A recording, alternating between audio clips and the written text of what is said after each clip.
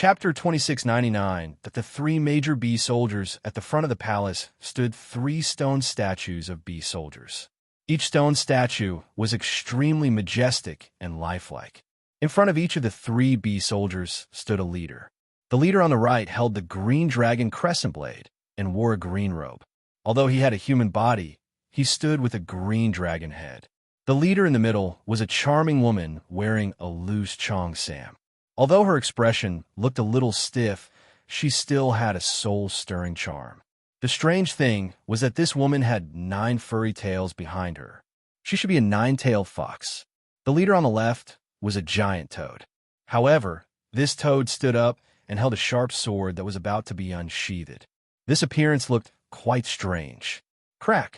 Suddenly, the stone statues of the three leaders made a cracking sound. Then, the stones on the surface of the three leaders, which were supposed to be stone statues, peeled off one by one, revealing their real bodies. It seems that someone has collected all 3 space-time keys. The dragon-headed person holding the green dragon crescent blade said lightly, "You really made us wait for a long time. It wasn't easy for us to enter the space-time domain. After searching for countless years, we finally found the space-time temple. Unfortunately, without the space-time key, we couldn't enter. Today, someone finally gathered the space-time key and sent it to us." The 9-tailed fox pursed her lips and smiled. The 9 furry tails behind her swayed gently with a soul-stirring beauty. "Croak, we have an agreement. After obtaining the space-time key, the 3 of us will enter the space-time temple together. If anyone dares to break the agreement, they will be struck by lightning," the toad said coldly. Among the 3 of them, Toad was the least scheming. He also knew that 9-tailed fox and the dragon-headed man were both very meticulous. If he were to compete with them in terms of scheming, he would simply be looking for trouble. Therefore, he had already made things clear before this. "Don't worry, Toad. Since we have made an agreement, we will naturally fulfill it," the 9-tailed fox said with a charming smile. The toad snorted and immediately stomped his foot. Suddenly, the 50 stone statues behind him cracked and 50 beast soldiers appeared. These 50 bee soldiers all knelt on one knee to show their respect and submission to the toad. "That human is very fast. He's already here." The 9-tailed fox giggled. With a light tap of her jade-like hand, the 50 bee soldiers behind her also broke out of their shells. The dragon-headed person was not careless. Naturally, he also awakened the bee soldiers that belonged to him. When the 3 bee soldiers were completely awakened, a streak of light shot over and stopped not far from the temporal temple. Zhuowen raised his head and looked at the faintly discernible temple in the mist. A look of joy appeared in his eyes. He knew that the temple in front of him should be the space-time temple that he had been searching for. But soon his attention was attracted by the 3 beast soldiers in front of the temple. In particular, the 3 leaders in front of the 3 beast soldiers all had vast auras. They were all peak Hunyuan Lord, and their strength couldn't be underestimated. "Are you the guardians of the temporal temple?" Zhuowen asked indifferently. The 9-tailed fox blinked her right eye and giggled. "Cute little brother, you may have misunderstood. We are not the guardians of the temple. We want to enter the temple. If little brother is willing to hand over the space-time temple, we will be very grateful and won't make things difficult for you." The dragon-headed person and the toad both remained calm and looked at Zhuowen. Although Zhuowen's aura was only at the extreme realm of life and death, they knew about the commotion he had caused in front of them and knew that he was not weak. However, the 3 of them were not afraid of him. After all, they were all peak Hunyuan Lord and could be considered as real experts. No matter how strong Zhuowen was, how could he be stronger than the 3 of them? Therefore, they wanted Zhuowen to take the initiative to hand over the 3 temporal keys. Zhuowen sneered and ignored the 9-tailed fox's words. Instead, he said indifferently, "If you don't want to die, you'd better get out of the way. Otherwise, I won't be merciful." The 9-tailed fox was stunned. She looked at Zhuowen in disbelief. She had thought of many possibilities, but most of them were scenes of him begging for mercy or negotiating. She didn't expect him to be indifferent and even speak rudely, as if he wasn't afraid of them. The dragon-headed person and the toad also looked gloomy. They felt that the human in front of them was too arrogant. "We've been tolerant enough, but you didn't take advantage of this opportunity. Since you insist on courting death, I'll fulfill your wish." The dragon-headed person's temper was obviously more irritable. He roared and took a step forward, sweeping in front of Zhuowen as if he had teleported. Immediately, the green dragon crescent blade in his hand turned into a terrifying blade light and slashed down, wanting to cut Zhuowen in two. With a wave of his sleeve, Zhuowen summoned the death sacrifice sword and blocked in front of him. With a crisp clang, the death sacrifice sword collided with the green dragon crescent blade. The terrifying shockwave spread out, forming a ring of gas that spread out. It looked extremely terrifying. Zhuowen took a few steps back and looked at the green dragon crescent blade in the dragon-headed person's hand. He knew that the green dragon crescent blade of the dragon-headed person was much more advanced than the death sacrifice sword. Otherwise, it wouldn't have been able to suppress the death sacrifice sword at first contact. The dragon-headed person roared and rushed forward. The moment Zhuowen took a step back, the green dragon crescent blade in his hand turned into a sharp blade light, pouring down like rain in front of Zhuowen. Zhuowen held the death sacrifice sword in his left hand and clenched his right hand into a fist. The power of the 3 stars Pangu, sacred body, suddenly erupted and slammed forward. Is this guy crazy? How can he block the blade with his bare hands? The nine-tailed fox and the toad looked at Zhuowen's action with strange expressions. The dragon-headed person's green dragon crescent blade was an origin-level divine artifact. Even the two of them didn't dare to block it with their bare hands. However, this human, who was obviously at a disadvantage, did so. Wasn't he looking for death? Bang! But soon, they were shocked to find that the human's fist hit the green dragon crescent blade and deflected it. Then, the death sacrifice sword in the human's left hand accurately pierced the dragon-headed person's chest. Puffed. The dragon-headed person screamed and immediately gave up on the green dragon crescent blade. He used an escape technique and immediately left Zhuowen's place, landing where the nine-tailed fox and the toad were. How can this guy's physical body be so terrifying? The dragon-headed person kept coughing up blood. The terrifying death aura of the death sacrifice sword poured into his body, constantly devouring his vitality. It was extremely difficult to deal with. Fortunately, the death sacrifice sword's level was not high. Although his vital parts were injured by the death sacrifice sword, it was not fatal. The nine-tailed fox and the toad were also shocked. The way they looked at Zhuowen became more dignified. It seemed that they had underestimated the human in front of them. Zhuowen looked at the dragon-headed person who was still alive in surprise and immediately put away the death sacrifice sword. He knew that the reason he couldn't kill the dragon-headed person with one blow was that the death sacrifice sword's level was too low. After all, the death sacrifice sword was only a heavenly path divine artifact, while the dragon-headed person was at the peak of Origin Master. The difference between the two was not small. Chapter 2700, Entering the Space-Time Temple. You too, are you still planning to watch the show? This person is not simple. Let's kill him together. The dragon-headed person said to the toad and the nine-tailed fox. At the same time, he roared and the bee soldiers behind him rushed out in an orderly manner toward Zhuowen. The nine-tailed fox and the toad also knew that the current situation was critical. They summoned the bee soldiers behind them to join the dragon-headed person's bee soldiers and encircle Zhuowen. The nine-tailed fox and the toad were naturally not watching the show. Instead, they followed behind the bee soldiers and looked for the best opportunity to attack.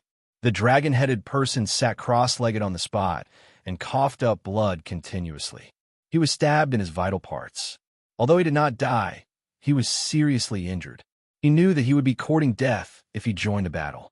Therefore, he planned to recover from his injuries first and let the nine-tailed fox and the toad delay the human. However, what happened next shocked the dragon-headed man. He discovered that Zhuowen seemed to be overturning the seas when the 3 combined bee soldiers attacked him. It was as if Zhuowen had entered an unstoppable state. Then, the dragon-headed person was shocked to find that the human was surrounded by the three beast soldiers. Every time he attacked, he would definitely take away the life of a beast soldier. One must know that the strength of each of the three beast soldiers was at least the heavenly Down Master. However, they were all killed so cleanly by this person. Bang, bang, bang. Zhuowen threw out punch after punch. Every punch formed a fist mark that was branded in the void. The speed of his punches was too fast. In just an instant, he blasted out 150 fist marks. These fist marks overlapped in the starry sky, as if they were thrown out at the same time. The aura was vast and earth-shattering. The three beast soldiers were also blasted away by the fist marks at this moment. In the process of flying back, every beast soldier's body collapsed and was annihilated. In just an instant, only the toad and the nine-tailed fox were left on the battlefield.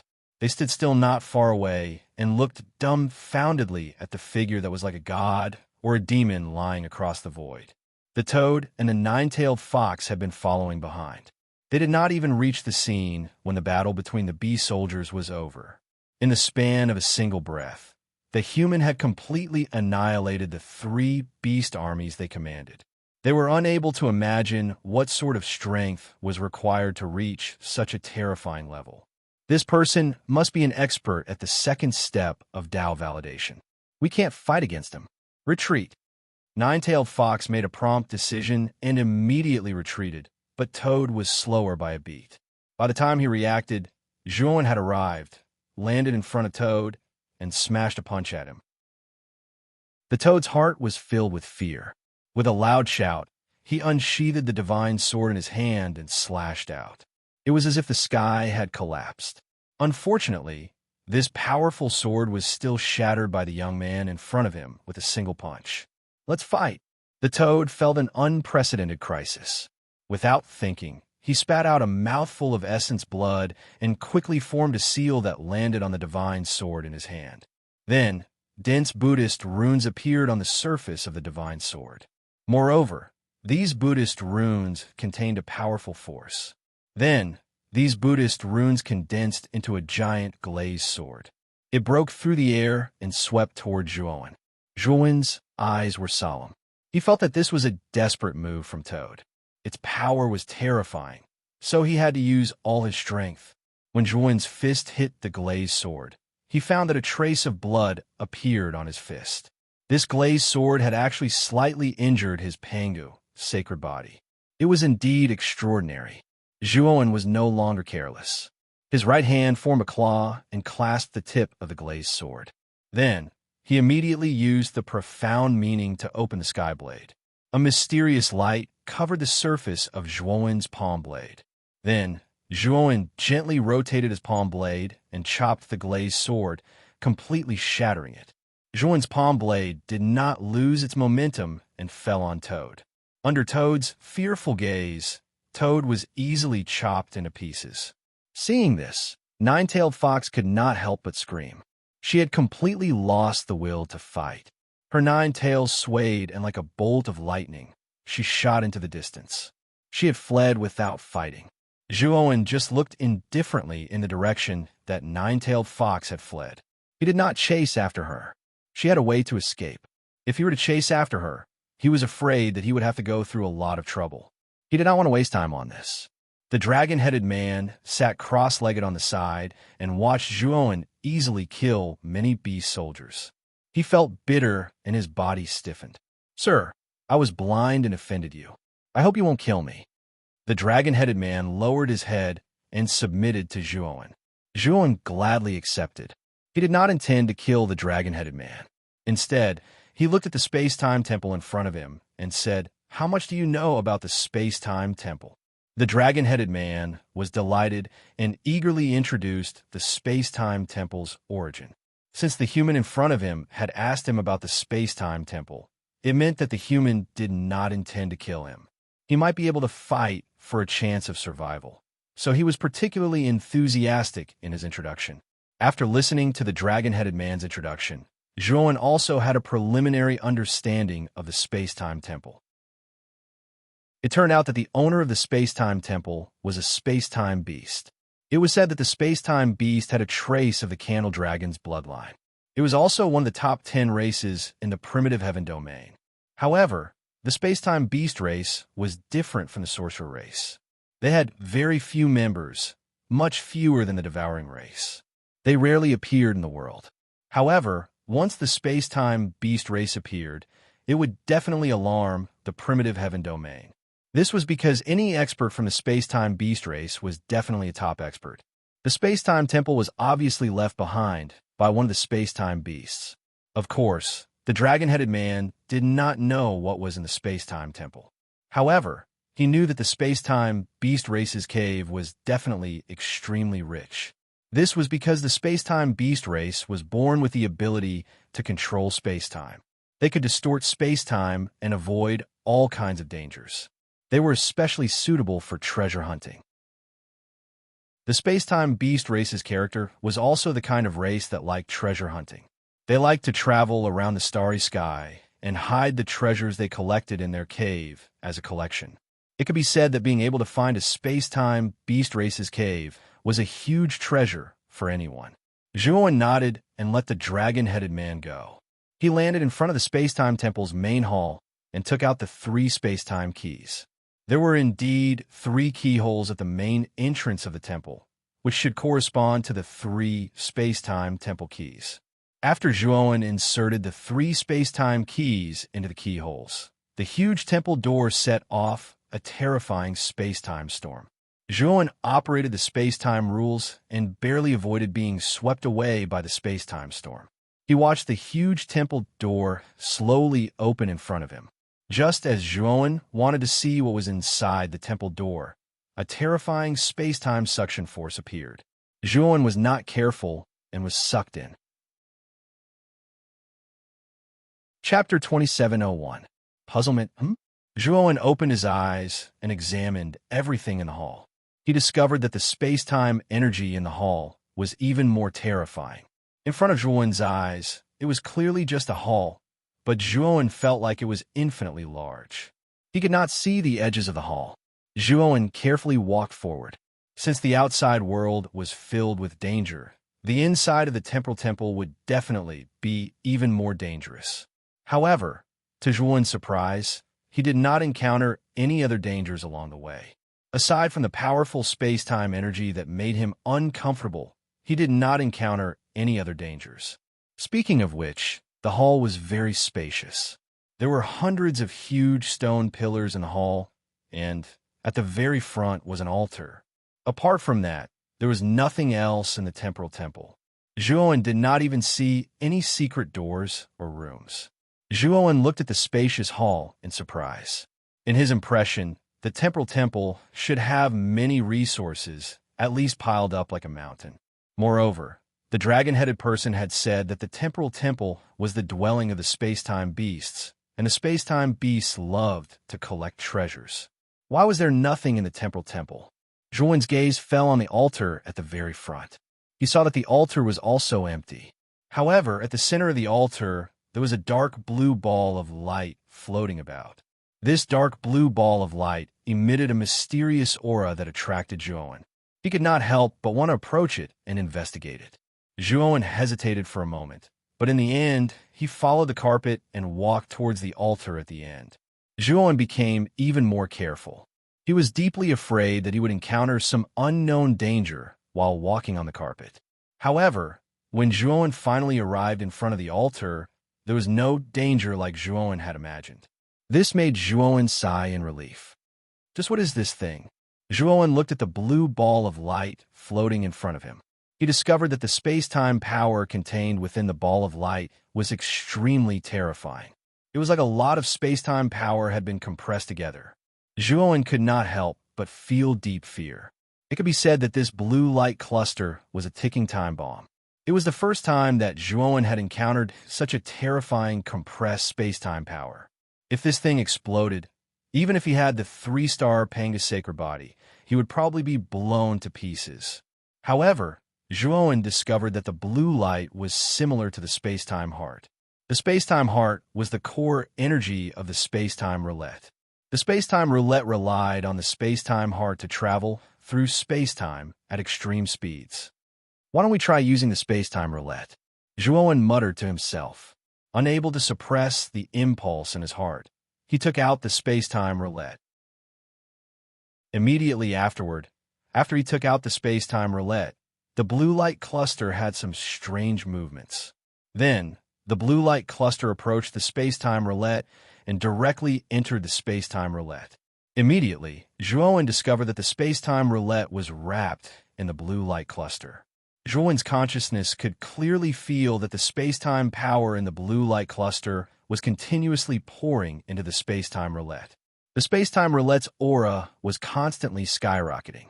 Zhuowen knew that the space-time roulette was transforming. Zhuowen waited for 3 days. Finally, the blue light cluster was absorbed by the space-time roulette. Zhuowen looked at the space-time roulette in front of him. He found that the space-time roulette's appearance had not changed at all, but its aura had undergone a tremendous change. Zhuowen was sure that if he drove the space-time roulette again, the speed of the space-time roulette would definitely be dozens or even hundreds of times faster than before. There was no doubt about that. The moment Zhuowen touched the space-time roulette, he discovered that an image of a large hall had appeared in his mind. The image analyzed every corner of the hall, and it was extremely complete. Moreover, he faintly felt that he seemed to have control over the space-time temple. Could it be that the blue light cluster just now was the central hub of the space-time temple? Because I refined the central hub, I gained control of the space-time temple? Zhuowen was surprised, but more than that, he was puzzled. It seemed that he had not done anything, and the blue light cluster had run over and merged into the space-time roulette. Then, he inexplicably gained control of the space-time temple. Zhuowen was somewhat baffled by this free lunch that had fallen from the sky. However, he was more vigilant. He never believed that there was a free lunch in the world. The fact that he had refined the central hub of the space-time temple too easily was an extremely strange thing. Although he felt that this matter was not simple, he still carefully examined the map of the large hall that had appeared in his mind. He discovered that there was a secret passage under the altar. Entering this secret passage seemed to lead to the storage cellar of the space-time temple. The master of the space-time temple should have hidden everything in this cellar. Then, let's go in and take a look. Zhuowen muttered to himself. He opened the secret passage, entered it with a whoosh, and disappeared inside. Before long, Zhuowen arrived in front of the cellar. Following the instructions in his mind, he opened the door to the cellar. Then, a look of shock appeared on his face. This was because the cellar of the space-time temple was filled with all kinds of resources. The cellar was very large, about the size of 2 football fields. However, it was filled with resources. This shocked Zhuowen. He saw a mountain of heavenly law origin crystals inside. Moreover, they were all special-grade heavenly law origin crystals. After all, these special-grade heavenly law origin crystals had all been purified. Although the mountain of special-grade heavenly law origin crystals might not be as large as the special-grade heavenly law origin crystal vein Zhuowen had obtained from the origin grounds, their quality might surpass the special-grade heavenly law origin crystal vein that Zhuowen had obtained. After all, although the vein Zhuowen had obtained last time was enormous, if it was truly purified into crystals, it might not necessarily be as large as the pair of white special-grade heavenly law origin crystals in front of Zhuowen. Apart from the special-grade heavenly law origin crystals, there were many precious divine medicines in the cellar, as well as various rare ores used for forging weapons. There were also various divine artifacts of the Tao. It could be said that the amount of resources in the cellar was definitely the most plentiful that Zhuowen had seen so far. It was also the most varied. There are so many forging materials. Kid, leave these forging materials to me. With these precious forging materials, I think the blood immortal and I will be able to evolve again. Xiaohei swept out with the Thunderfire sword. Her eyes shone as she stared at the piles of forging materials in the cellar. Zhuowen nodded. He summoned the blood immortal and sacrificial death and said, Xiaohei, refine the sacrificial death as well. Xiaohei was an artifact cultivator. Her attainments in forging were extremely profound. As long as she had enough forging materials, Xiao Hei could basically constantly evolve. Chapter 2702. A surprising breakthrough. Xiao Hei nodded repeatedly. Then, with the blood immortal sword and the sacrificial death sword in hand, he pounced on the pile of refining materials with glowing eyes as he clicked his tongue in wonder. Zhuo, on the other hand, swept everything in the cellar into his small world like a whirlwind, leaving nothing behind. Kid, I might need to stay here for a while. I need to refine these refining materials for my own advancement, Xiao Hei suddenly said to Zhuo. Zhuo nodded in agreement. Now that he had obtained so many resources, he also planned to cultivate in seclusion. Since he had obtained so many special grade heavenly law origin crystals, he naturally wanted to continue cultivating the Pangu sacred body. He hoped to improve it further. Zhuowen's doppelganger separated from his original body and sat cross-legged on one side. Using the power of devouring, it began to absorb the special grade heavenly law origin crystals in the pocket world like a whale sucking in water. His original body sat cross-legged not far from his doppelganger, slowly absorbing the remnant energy emitted by his doppelganger while comprehending his own heavenly law. Zhuo could feel that his original body was not far away from completely comprehending the heavenly law. Moreover, with the assistance of the special grade heavenly law origin crystals, his original body's cultivation would naturally be like a tiger that had grown wings. After half a month, his original body suddenly opened his eyes. At this moment, his aura began to skyrocket at an extremely fast speed, like a sharp arrow piercing through the clouds. Soon, his original body broke through and became a half-step heavenly law master. The doppelganger seemed to have sensed it. Looking at his original body's skyrocketing aura, he knew that his original body was about to break through. A breakthrough naturally required a huge supply of energy, and the special grade heavenly law origin crystals were naturally the best choice. The doppelganger flicked his finger, and a devouring vortex appeared between his original body's eyebrows.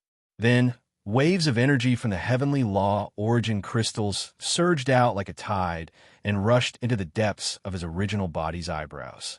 After that, the aura of his main body skyrocketed once more, rising from the level of a half-step heavenly Tao master.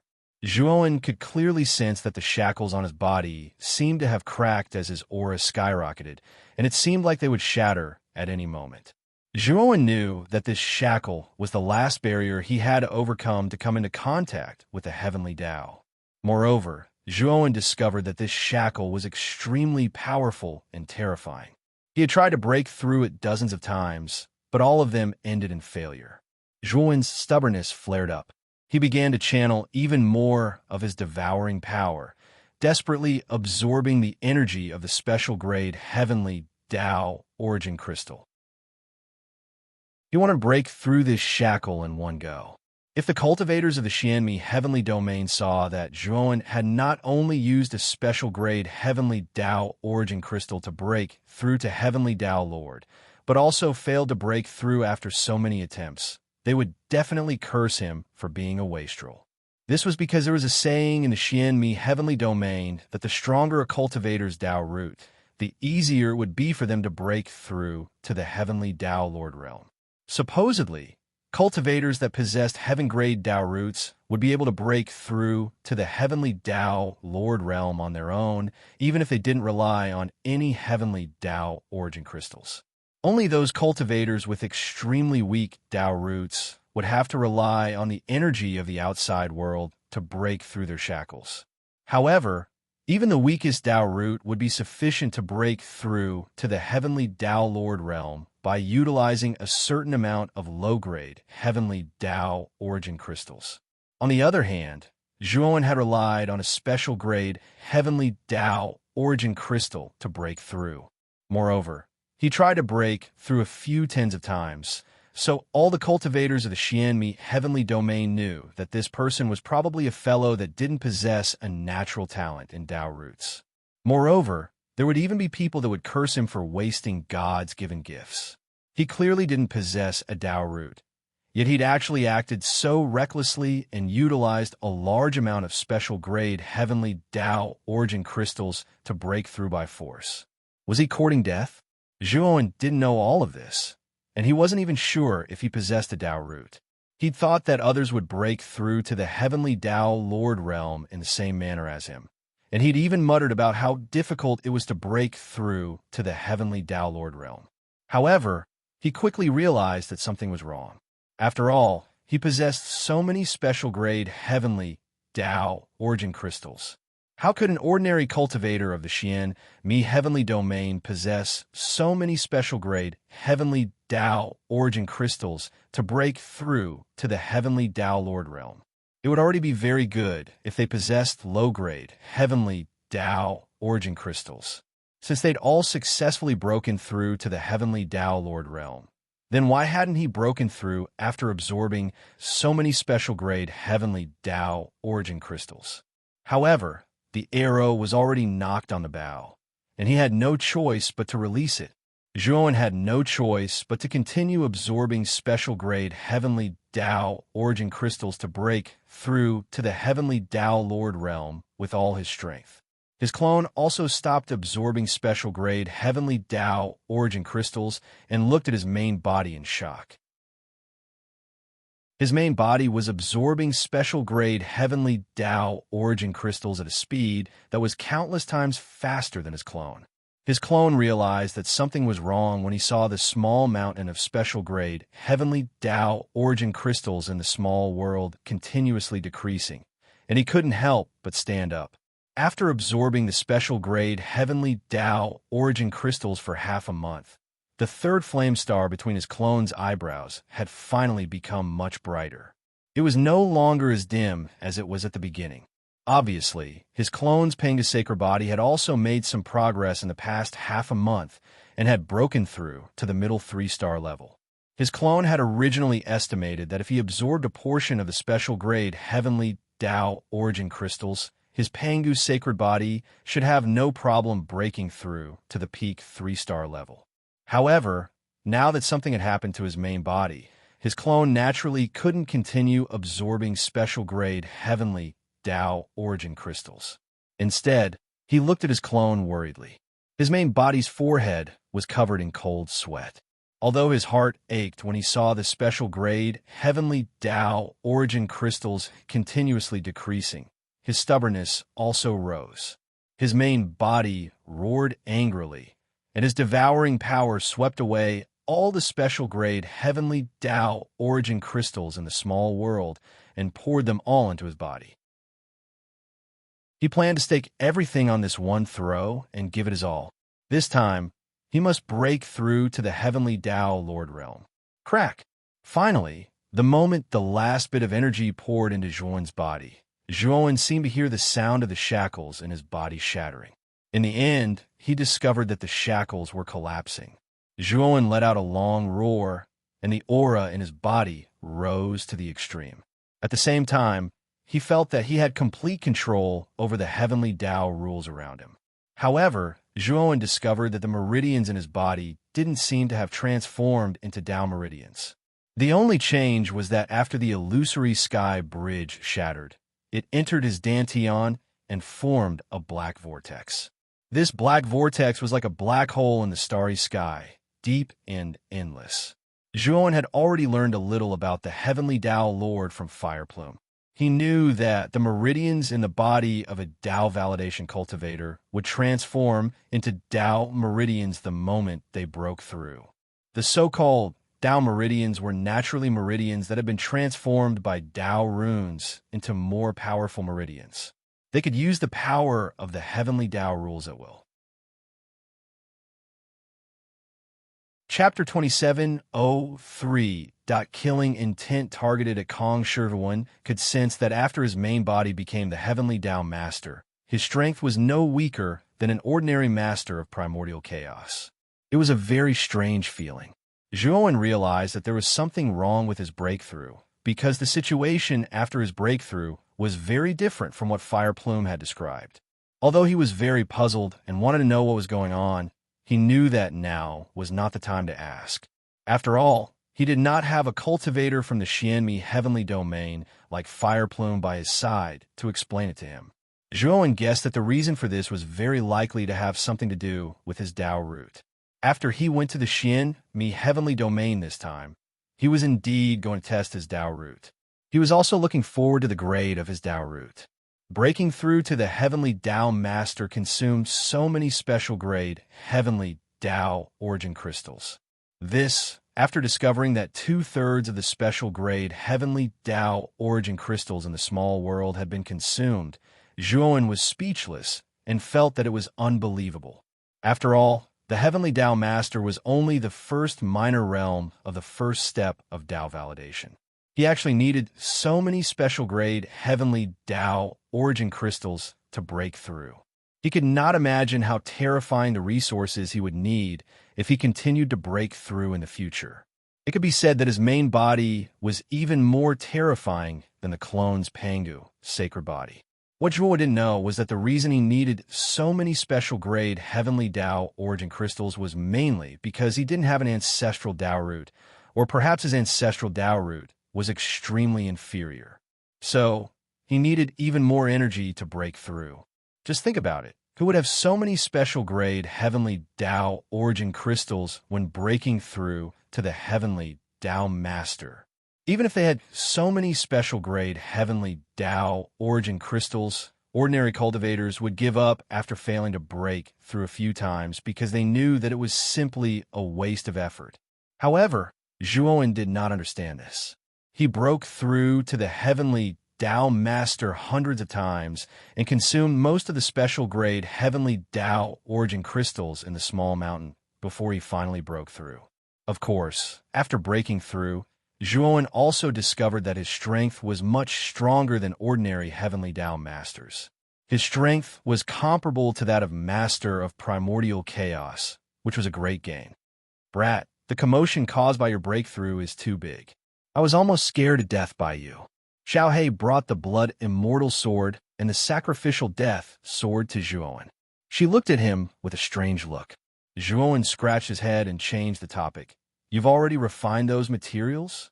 However, Xiaohei shook her head and said, it's not that simple. I've only started refining it. If I want to use these materials to evolve, it will take some time. Let's go into your small world first.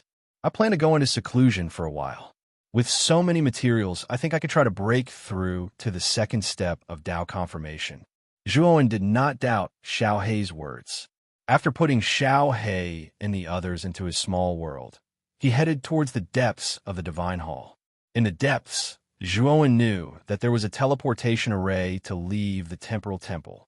This time, entering the Temporal Temple could be said to be extremely smooth. However, Zhuowen always felt strange in his heart. This was because his journey in the Temporal Temple was too smooth. He did not encounter any danger at all. This made him feel a little uncomfortable. Maybe I'm just being paranoid. Zhuowen laughed at himself. After entering the depths of the temple, he found the teleportation array and activated it without hesitation. When Zhuowen opened his eyes again, he looked around and discovered that he had returned to the place he had been before. Then, Zhuowen found that a murderous intent had locked onto him. This murderous aura was not unfamiliar to Zhuowen. It belonged to Kong Shi. Zhuowen cursed inwardly. He did not expect that the teleportation array would be so deceptive. It actually teleported him to his original place. Zhuowen did not hesitate to take out the space-time roulette and instantly disappeared from where he was. Boom! Where Zhuowen had been, the starry sky collapsed inch by inch. A figure surrounded by flames slowly appeared where Zhuowen had just appeared. Trying to escape? Do you think you can escape? The corners of Kong Shi's mouth curled into a smug smile. He looked at Zhuowen, who had escaped far away, and chased after him without hesitation. However, Kong Shi soon discovered that he was quickly left far behind by Zhuowen in the process of chasing. When did this guy's flying divine tool become so fast? Kong Shi looked at Zhuowen, who had turned into a black dot in shock, and could not help but mutter to himself in shock. He had investigated Zhuowen's flying divine tool before. Although its speed was extraordinary due to the space-time laws, it was still inferior to his. But now, Zhuowen's speed was much faster than before. In the blink of an eye, he had left him behind. Zhuowen looked at Kong Shi, who had been left behind, and was a little shocked by the space-time roulette's current speed. It seemed that the blue ball of light in the temporal temple was of great help to the space-time roulette's evolution. This Kong Shi is still a scourge. It's better to kill him as soon as possible. After discovering the terrifying speed of the space-time roulette, Zhuowen was no longer worried about his own safety. Instead, he had other thoughts. Kong Shi had targeted him several times. If he let Kong Shi go, the Phoenix people would probably send experts to hunt him down. If he killed Kong Shi now, Zhuowen would only be at the two extremities of life and death in the eyes of the Phoenix people's three elders. They would definitely not suspect him. Thinking of this, killing intent surged in Zhuowen's eyes. He took out Ho Yi's sacred arrow from his pocket world and began to inject energy from the special grade Heavenly Law Origin crystal vein into it. Kong Shi, you and I have no enmity. But since you were the one who was unjust first, don't blame me for being merciless. The killing intent in Zhuowen's eyes was monstrous. When it fused with the killing intent from Ho Yi's sacred arrow, the entire starry sky seemed to tremble. Under Zhuowen's control, the space-time roulette began to turn around and rush towards Kong Shi. Kong Shi could not help but feel anxious when he saw Zhuowen getting further and further away. He had been hiding here for more than half a month and had waited with great difficulty for Zhuowen to come out. He was very unwilling to accept that Zhuowen had escaped right under his nose. But soon, Kong Shi discovered that Zhuowen, who had originally been far away, was actually approaching him. This stunned Kong Shi for a moment before a look of ecstasy appeared on his face. Zhuowen, I think you're simply courting death. You actually came back. Ha! Kong Shi laughed loudly. But soon, his laughter came to an abrupt end because he felt an unprecedented killing intent approaching him. This was not the first time he had felt this killing intent. He had felt it when he was fighting Master Yuanhui. It was coming from Zhuowen's peerless monster. He focused his eyes and immediately trembled in fear because he saw Zhuowen rushing over again with the space-time roulette. He was holding Ho Yi's sacred arrow in his hand and was constantly accumulating power. I can't let him shoot that arrow. Kong Shi was horrified. He took a step forward and rushed towards Zhuowen. Chapter 2704. Despairing killing intent. Kong Shi was extremely fast, shooting over like a bolt of lightning. Very soon, the distance between him and Zhuowen rapidly decreased. Zhuowen narrowed his eyes, but he did not panic as he controlled the space-time roulette to rapidly retreat. The space-time roulette was no longer what it used to be. It was much faster than before, and it actually managed to pull away from Kong Shi in an instant. Kong Shi was flustered and exasperated, but there was nothing he could do. Even when he unleashed his fastest speed, he still could not catch up to Zhuowen. What made Kong Shi even more furious was that Zhuowen was clearly faster than him, but he always maintained a distance of 1,000 meters from him. The Ho Yi's godly arrow's cold tip was aimed straight at him, and the terrifying killing intent made his hair stand on end. I can't let this continue. Seeing the killing intent erupting from the Ho Yi's godly arrow grow more and more terrifying, and Kong Shi was unable to catch up to Zhuowen, Kong Shi began to consider retreating. He knew very well that if he allowed Zhuowen to shoot the Ho Yi's godly arrow in the end, he would definitely die. Thinking up to there, Kong Shi took out his flight god artifact and immediately shot away from Zhuowen. He pushed his speed to the limit, almost as if he did not care about his life. Zhuowen looked at Kong Shi, who had fled without a trace. The corners of his mouth revealed a mocking smile as he muttered to himself, "Can you really escape?" With that, Zhuowen pushed the space-time roulette to the limit, turning into an illusory streak of light as he shot away, disappearing from where he was in an instant. Kong Shi desperately drove his flight god artifact, but his heart sank as he looked at Zhuowen, who was constantly approaching him. In particular, he discovered that the killing intent on the bloodstained horn was even more terrifying than before. The terrifying killing intent was like a huge net that gradually enveloped him. Kongsher knew that the terrifying killing intent was locked onto him. Once the killing intent completely locked onto him, he would be unable to escape. At this moment, Kongsher somewhat regretted acting alone. If he had known that the speed of Zhuan's space-time roulette had suddenly become so terrifying, then he would not have come alone to kill Zhuan. Now, he had even lost his life. Zhuan, let's talk nicely. I came here this time to pass on a message from Lady Chen Shui. Put down that weapon first. Kongsher quickly shouted to Zhuan behind him. What did Chen Shui bring? The mocking smile on Zhuan's face grew thicker. Not only did he not slow down, the killing intent in his eyes grew thicker. Zhuan and Mu Qinshui had been husband and wife for many years. No one knew Mu Qinshui better than he did. If Mu Qinshui had something to say, she wouldn't pass the message to others. Instead, she would send a message to him directly. Kongsher's words might be able to deceive a child, but it was a waste of effort to deceive Zhuan. Kongsher found that there were many flaws in his words. Faced with Zhuan's increasingly terrifying killing intent, Kongsher's heart was filled with fear, and he finally began to beg for mercy. It was a pity that even if Kongsher begged for mercy, Zhuan remained indifferent. Today, he had to kill Kongsher. Otherwise, if he let him go, the Hou Yi's divine arrow on him would be exposed. Zhuan was just a small character, so the Phoenix people did not pay attention to him. However, the Hou Yi's divine arrow on him was not normal. Even if it was a great ancient race like the Phoenix people, it was hard for them not to be moved. With Kongsher's thoughts, if he let him go, he would definitely spread the news to the Phoenix people that Zhuan had the Hou Yi's divine arrow on him. When that time came, Zhuan's situation would be worrying. Kongsher also felt Zhuan's killing intent. He said ruthlessly, Zhuan, I'm a powerhouse of the Phoenix people. If you kill me, aren't you afraid that the Phoenix people will take revenge? As long as you let me go this time, I will pretend that nothing happened. You go your way, and I will go mine. Zhuan stopped the space-time roulette and said indifferently, If I let you go, are you sure you will keep it a secret? Seeing that Zhuan had stopped, Kongsher secretly heaved a sigh of relief. He quickly said, I am willing to swear that I will never reveal your secret. After saying that, Kongsher's heart was filled with hatred. If he could successfully escape this time, he would definitely take revenge. He would not say anything when the time came, but he would show the video of Zhuan's battle to the Phoenix people's elders.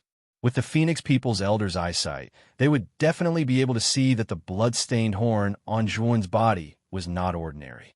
When the time came, even if he did not say anything, the elders would still look for Zhuan.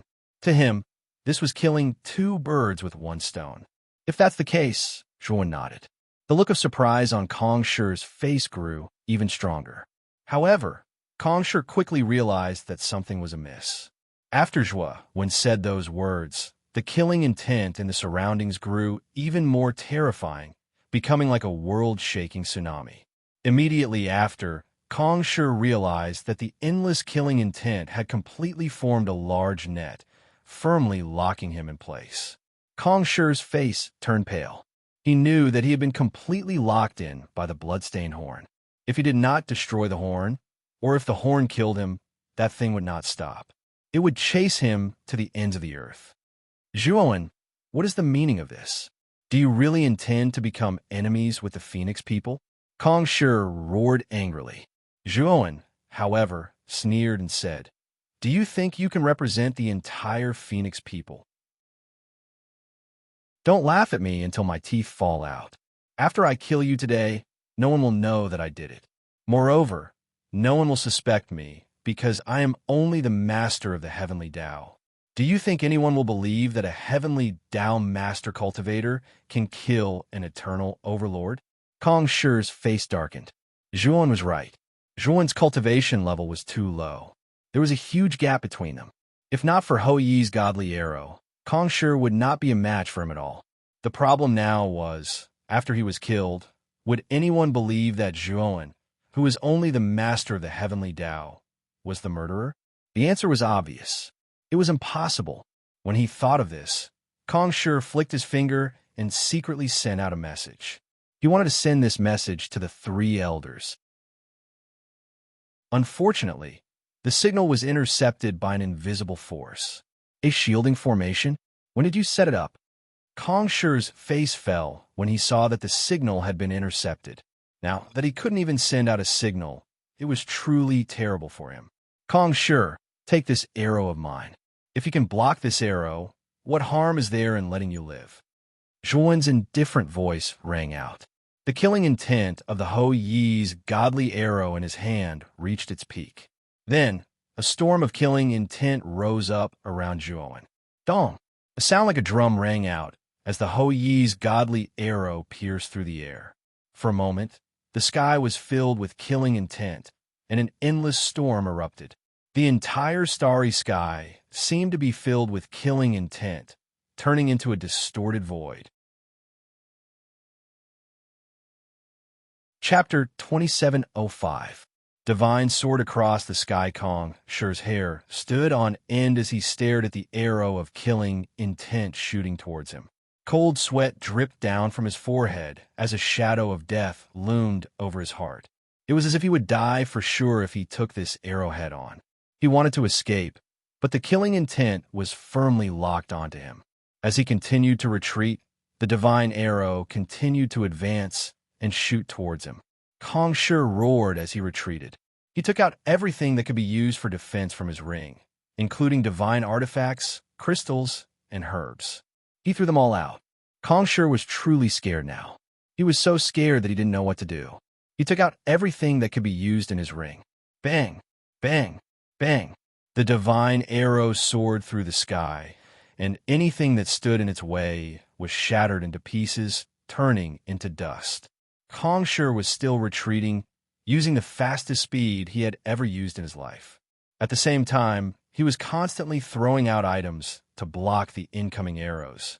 Kong Shi's heart sank to the bottom when he saw the divine arrow shattering everything in its path. This was simply too terrifying. When Ho Yi's divine arrow broke through all the divine artifacts and arrived in front of Kong Shi, a trace of ruthlessness flashed through Kong Shi's eyes. He immediately tore off the necklace in front of his chest and spat out a mouthful of blood essence. Instantly, a golden light burst out from the necklace, turning into a golden light shield that enveloped Kong Shi. Bang! The Ho Yi divine arrow also shot over this time, smashing heavily against the golden light barrier and producing a thunderous boom. Zhuowen stared at the golden light shield in surprise. This was the first time he had seen something that could block the unstoppable Ho Yi's divine arrow. However, he soon discovered that the golden light shield was trembling violently.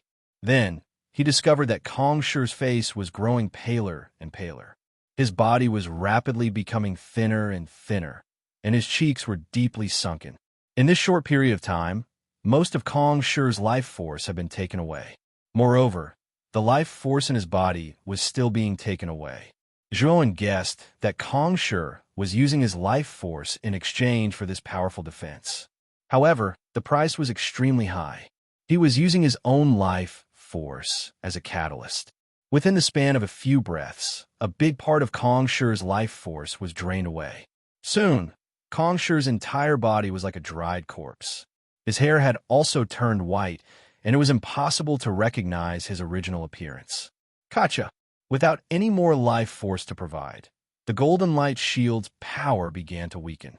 In the end, it was pierced through by the Ho Yi divine arrow, which then quickly pierced through Kong Shi's body. Bang! When the arrow pierced through Kong Shi's body, Kong Shi screamed miserably. His body began to disintegrate and disintegrate, eventually disintegrating into countless fine powder. Zhuowen heaved a sigh of relief while his countenance was pale. He summoned the space-time roulette to flash over to where Kong Shi perished, and then he put away the Ho Yi divine arrows that were scattered at the side. This Kong Shi is really hard to deal with. He actually has such a powerful secret method on him. Zhuowen sighed. In Zhuowen's opinion, Ho Yi's sacred arrow had always been an instant kill. However, Kong Shi had managed to hold on for quite some time under the might of Ho Yi's sacred arrow. Zhuan knew that it was because he hadn't transferred enough energy to Ho Yi's sacred arrow. He had only transferred enough energy to Ho Yi's sacred arrow. If he had let Ho Yi's sacred arrow absorb it, this gluttonous monster would have sucked up all the energy in his entire top-grade heavenly law origin crystal vein. The more energy Ho Yi's sacred arrow absorbed, the more powerful it would be. Of course, the killing intent released by Ho Yi's sacred arrow would also be more terrifying. At that time, Zhuan wasn't sure if he could withstand the terrifying killing intent completely released by Ho Yi's sacred arrow. At the same time, Zhuan was also a little worried. Kong Shi was only an early-stage eternal overlord, yet he could withstand Ho Yi's sacred arrow for a moment. What if he was a peak eternal overlord or a third-step Dao confirming expert? Zhuan knew that Ho Yi's sacred arrow wouldn't be able to kill a third-step Dao confirming expert in a single strike. Of course, Zhuan also felt that his worries were groundless. Third-step Dao confirming experts were all old monsters that rarely appeared in the world. Such experts wouldn't easily appear in the world. After all, such experts were considered extremely top-notch existences among the various great forces. While Zhuan was lost in thought, Zhuan didn't notice that on the space-time roulette deck, a wisp of inconspicuous blue light silently approached Zhuan like a snake. Whoosh! In an instant, this blue light followed Zhuan's feet and rushed into Zhuan's body. Zhuan only felt the soles of his feet go numb. Then, he felt a strange energy rush through his body, rushing directly into the depths of his knowledge sea. Furthermore, Zhuan realized that as this strange energy was moving through his body, he felt as if he had been electrocuted, and he was paralyzed on the spot. I've been waiting for this opportunity. My spirit has been dormant for so many years. Finally, I have a chance to possess someone. Although it's just a human, it's better than being a spirit all the time. Moreover, this human has an aura that makes me feel comfortable. It seems to be the aura of the ancestral sorcerer. Suddenly, an old voice sounded in Zhuan's mind. Zhuan's whole body went numb, and he could only stand motionless. Listening to the strange voice that suddenly appeared in his mind, he knew that this spirit was planning to hibernate him. However, he was puzzled as to when this divine soul had been hidden by his side. The space-time temple master? Zhuan thought of the blue light cluster on the altar of the space-time temple. When he found that this blue light cluster was actively refined by the space-time roulette, he felt that it was strange. Now it seemed that it was this spirit's doing. However, this spirit was indeed powerful. Zhuan had been careful enough, but he didn't find anything wrong. It could be seen that this spirit was indeed very powerful in terms of concealment. Boy, good reaction. I am indeed the space-time master. Speaking of which, I have to thank you for bringing me out of the space-time temple and bringing me such a perfect body. I feel the aura of the ancestral sorcerer on you. Could it be that you have fused with the ancestral sorcerer's venom? In his mind, the old voice was full of pride, and at the same time, there was a hint of surprise. You know about the ancestral sorcerer's venom? Zhuan was shocked. Boy, let me tell you. The ancestor of the space-time beast clan is the ancestral sorcerer Candle Dragon. I came here looking for the ancestral sorcerer's venom, but I didn't expect that I would be discovered by the experts of the human clan and a great battle would break out. However, I already have an idea about the ancestral sorcerer's venom. As long as I possess you, I will look for my ancestral sorcerer's venom. With the fusion of two ancestral sorcerer's venom, my strength will reach an unprecedented level. At that time, the Space-Time Beast Clan is destined to surpass the Sorcerer Clan and become the largest clan in the untainted heavenly domain. The old voice was full of unconcealable excitement, and Zhuan was surprised. It turned out that the Space-Time Master had come to look for the Candle Dragon's venom.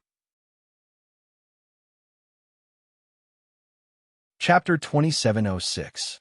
The Space-Time Master, kid. I'll take your body without hesitation. Ha! The old voice chuckled and began to attack Zhuowen's spirit. He wanted to destroy Zhuowen's spirit and replace it. Ah, what is this? Is this the Panga banner? Heavens, why is there such a thing in your spirit? Oh no. Just as the space-time master's spirit was about to take over Zhuowen's body, he was stopped by the Panga banner. The Panga banner fluttered in the wind, its surface glowing with a mysterious light. Under this light, the space-time master's soul shrank rapidly. The power of his soul was like a candle flame, about to be extinguished at any moment. Zhuowen's eyes were calm.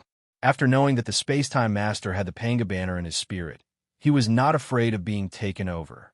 The Panga banner belonged to Pangu, and Pangu was the master who created the world.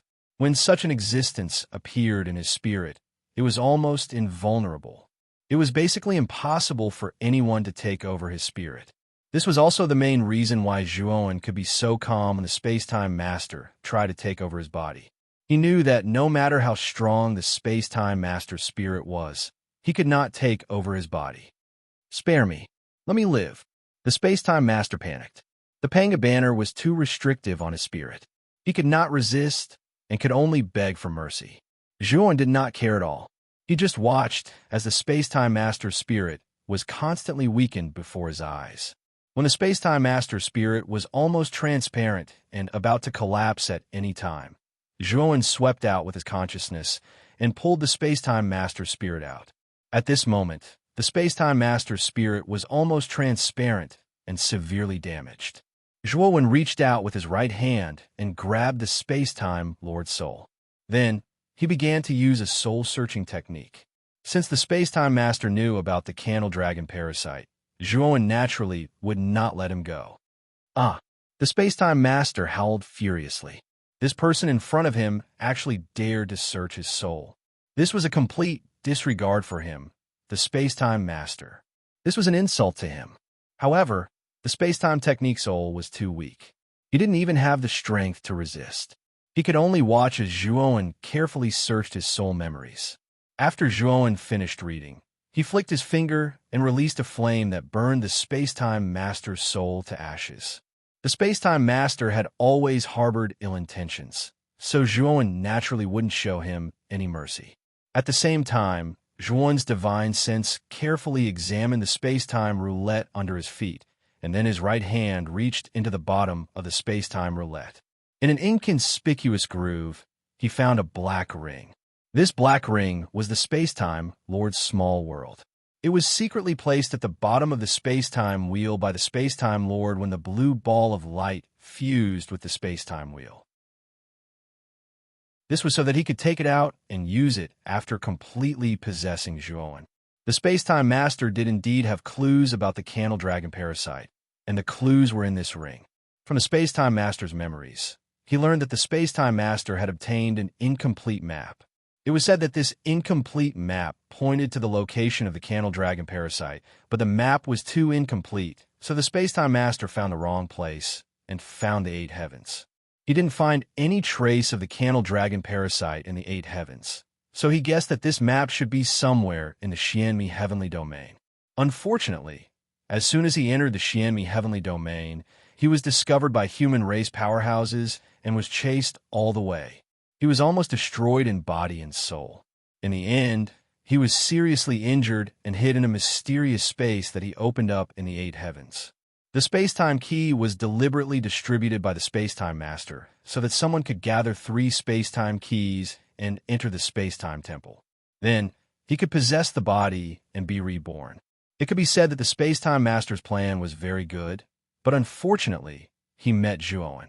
When Zhuowen opened the ring, he was immediately shocked because he found more resources in the space of the ring than in the space-time temple. Among them, he found a mountain of special-grade Heavenly Path origin crystals. The number of special-grade Heavenly Path origin crystals in the ring was at least twice as many as the ones in the cellar. In addition, there were even more divine medicines, materials, and other resources. Zhuowen forcibly suppressed the excitement in his heart and began to search for the incomplete map that the space-time master had mentioned in this large pile of resources. Soon, Zhuowen found a piece of paper that glowed with a silver light in the corner. This piece of paper was only the size of a palm, and from the map recorded on it, it could be seen that this was only a quarter of a complete map. Because the map was too incomplete, Zhuowen couldn't see where the location on the map was. However, Zhuowen had already learned from the memories of the space-time master that he had rejected the 8 heavens and the primitive heavenly realm. Therefore, the location recorded on this map could only be the Xianmi heavenly realm. When Zhuowen went to Xianmi heavenly domain this time, it seemed like he had to find a detailed map of Xianmi heavenly domain.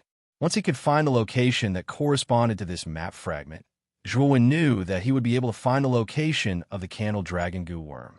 Zhuowen put away the small world of the space-time master with satisfaction. The harvest this time could be said to be extremely rich. The number of resources in the small world of the space-time master was beyond Zhuowen's expectations. In particular, there were twice as many special-grade Heavenly Path origin crystals in the small world as there were in the space-time temple. This was definitely a pleasant surprise for Zhuowen. At the very least, his 3-star Pangu sacred body had been cultivated to the peak. With these special-grade Heavenly Path origin crystals, Zhuowen could even use Hou Yi's sacred arrow several times. Hou Yi's sacred arrow was now Zhuowen's final trump card, and the special-grade Heavenly Path origin crystals were really very important to Zhuowen. Zhuowen once again came in front of the natural chasm. As he looked at the empty natural chasm, his eyes revealed a solemn expression. Zhuowen took out the Beast Bone Array disc and began to set up an anti-gravity array on the space-time roulette. Since he had obtained Gua Yi and Shihui spaceship, he had been studying the anti-gravity array on the spaceship during this period of time. It could be considered a small achievement. At the very least, he could simulate setting up an anti-gravity array.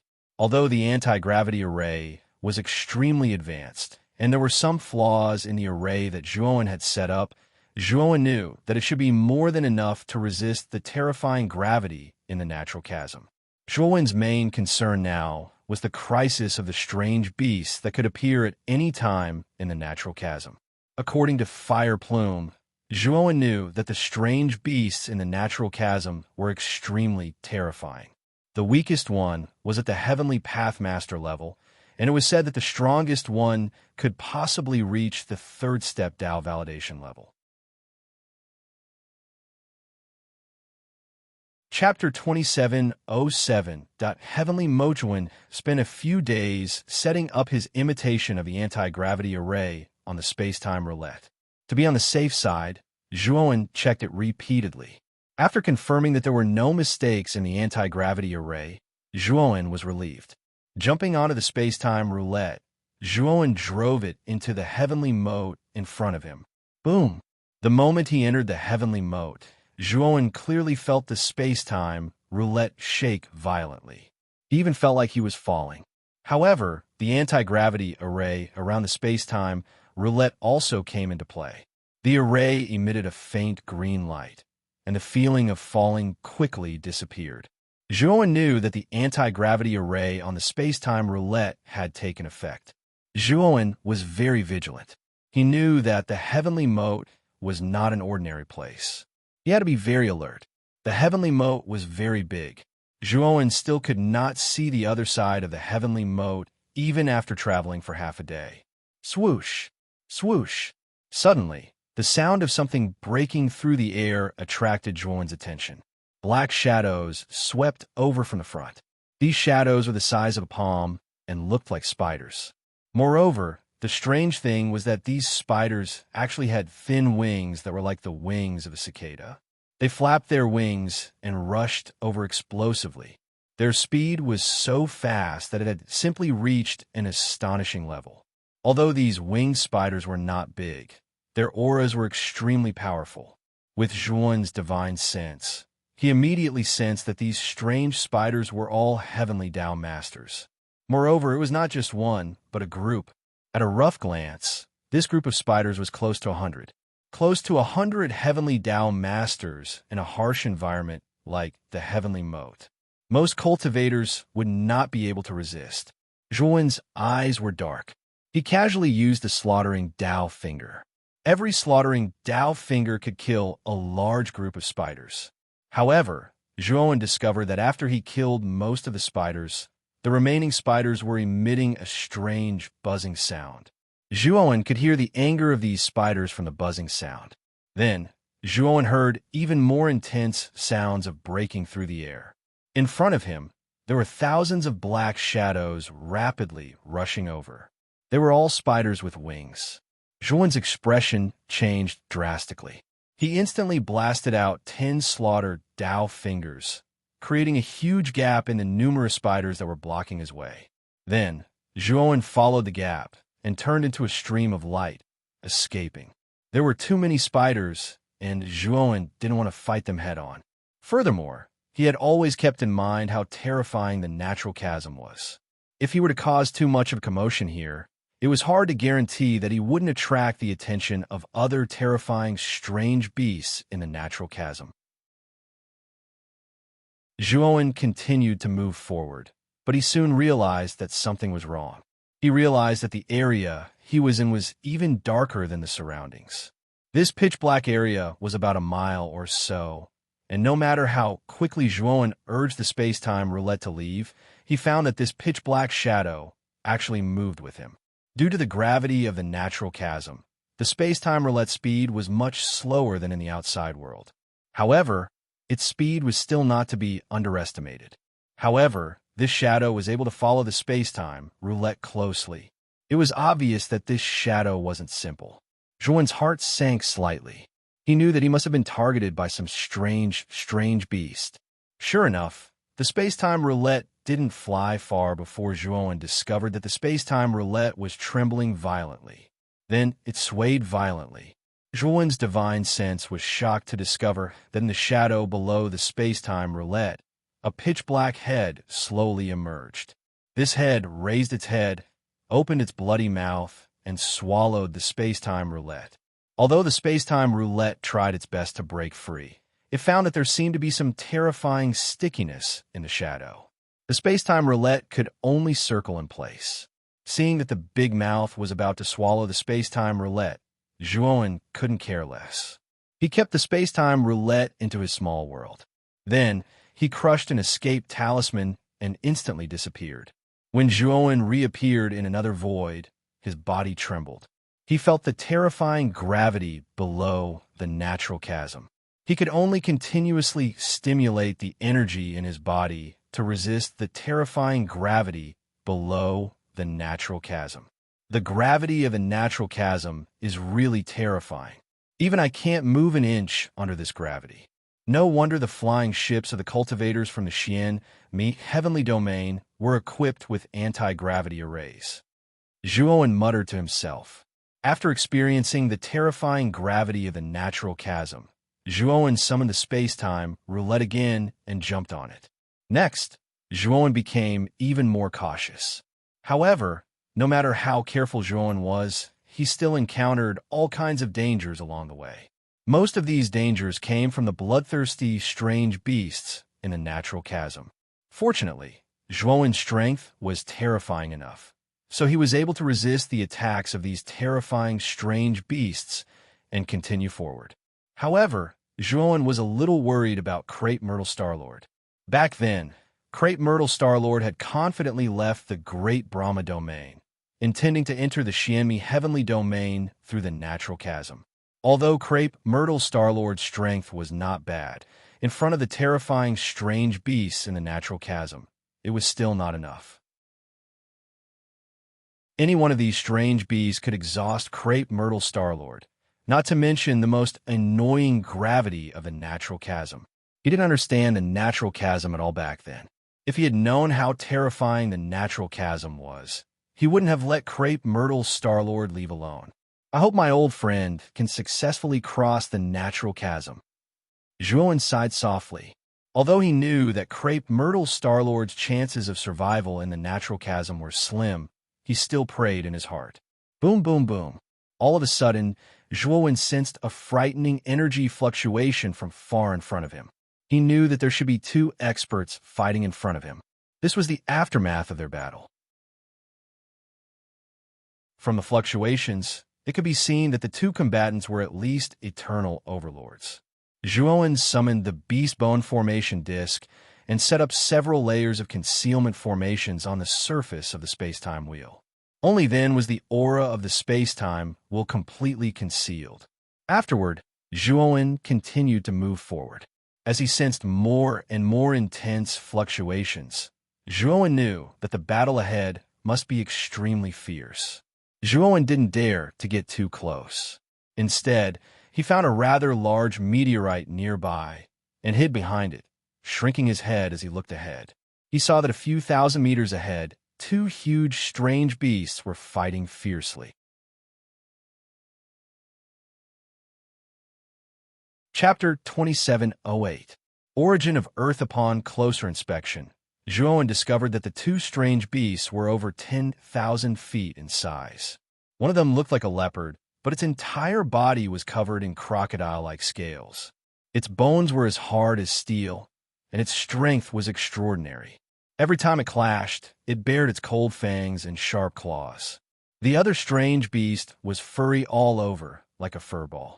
At first glance, it looked very cute, but Zhuowen wouldn't overlook the terror of this strange beast just because of its appearance. Every attack of this strange beast contained earth-shattering power. Even Zhuowen couldn't ignore it. Without a doubt, the two strange beasts in front of him were both eternal, overlord-level existences. Moreover, Zhuowen discovered that these two strange beasts were even more terrifying than the Kongshur of the Phoenix people. In a one-on-one fight, Zhuowen wouldn't be a match for either of them, unless he used Hou Yi's divine arrow. Upon closer inspection, Zhuowen discovered a stone pillar standing in the center of the two strange beasts' battle. The stone pillar was crystal clear, as if it was carved out of jade. The surface of the stone pillar was especially engraved with dragons and phoenixes, birds and beasts. All of this was to set off the earth-yellow bead at the top of the stone pillar. What a dense aura of earth! Is this the origin of Earth? The moment Zhuowen noticed the earth-yellow bead at the top of the stone pillar, he also sensed the extremely dense aura of Earth within the bead. He immediately guessed that this bead contained the origin of Earth. Zhuowen had obtained the origin of ice before, so he wasn't unfamiliar with the origin of elemental elements. Moreover, the origin of Earth was even more useful than the origin of ice. This was because the origin of Earth could create the Earth. It was the origin of the Earth, and also the origin of the world. If Zhuowen could obtain the origin of Earth and integrate it into the Devourer King's internal space, Zhuowen believed that it would only be a matter of time before the Devourer King's internal space transformed into a great world. Zhuowen glanced at the two strange beasts that were still fighting fiercely. He knew that these two strange beasts were fighting because of the origin of Earth. Zhuowen did not rashly make a move immediately. Instead, he silently lay in wait. Any one of these two exotic beasts was extremely powerful. Moreover, they were in a state of frenzy right now. If Zhuowen tried to snatch it now, he would probably be attacked by the two exotic beasts together. However, if the two exotic beasts were both injured, or if one of them fell, it would be the best time for Zhuowen to snatch the Earth origin. Boom! Boom! The battle between the two exotic beasts grew more and more intense. Powerful ripples spread out, causing many of the nearby exotic beasts to flee, not daring to stay for long. Zhuowen held his breath, not daring to act rashly. He noticed that the two exotic beasts seemed to be inadvertently glancing in his direction during the battle. Obviously, the two exotic beasts had discovered him. However, the two exotic beasts did not pay too much attention to him, nor did they have any intention of ferreting out Zhuowen. Instead, they continued to fight fiercely, not stopping until one of them was dead. Zhuowen knew that because his aura wasn't strong, the two exotic beasts obviously didn't think much of him. That was why the two exotic beasts continued to fight. Roar! Suddenly, the leopard covered in scales let out a loud roar.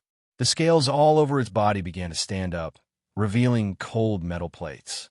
The moment these metal plates stood up, they grew to a terrifying length of several dozen zhang. Each metal plate was like a mountain of metal, a shocking sight to behold. Whoosh, whoosh, whoosh.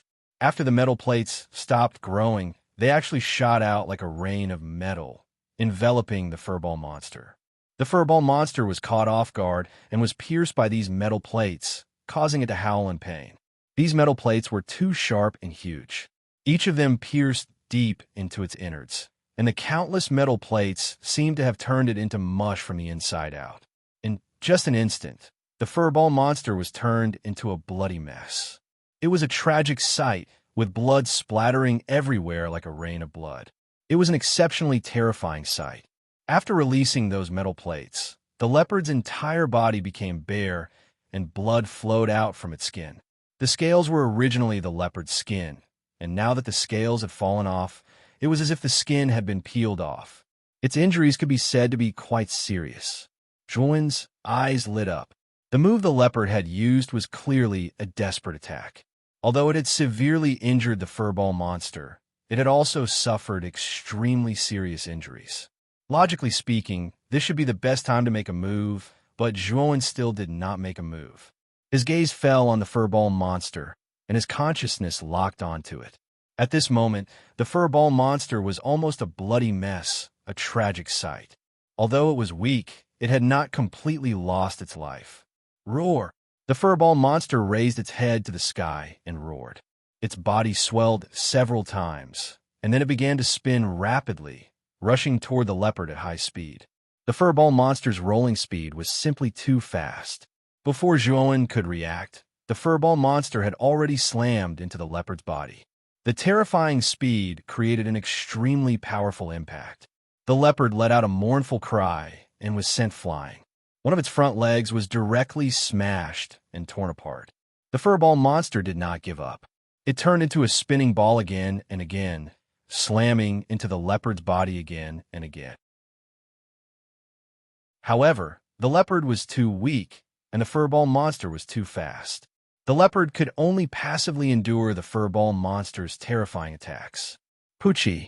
The moment the furball monster slammed into the leopard's body again, the leopard raised its head to the sky and roared. Its huge body directly collapsed, and blood stained a void, turning into a mournful river of blood. It was an extremely tragic sight. Juan's heart trembled. The furball monster's attack was too terrifying. Even if it was him, he would not be able to do anything if he faced that high spinning speed. He might not even be able to react in time. Poochie! A large amount of blood gushed out of the furball monster's body. It collapsed to the side, on the verge of death. The furball monster was already heavily injured, and now that it had used such a desperate move, the burden was too heavy. Its life was now in danger. However, the furball monster's vitality was extremely tenacious. Although it was on the verge of death, it still struggled to touch the stone pillar. It was clearly concerned about the earth origin on the stone pillar. Juan knew that it was time for him to make a move. Juan controlled the space-time roulette and turned into a streak of light. In a few breaths' time, he had arrived at the stone pillar. Juan did not hesitate to take the earth origin bead in his hand and store it in his pocket dimension. At this moment, the furball monster was slowly approaching and was about to touch the earth origin.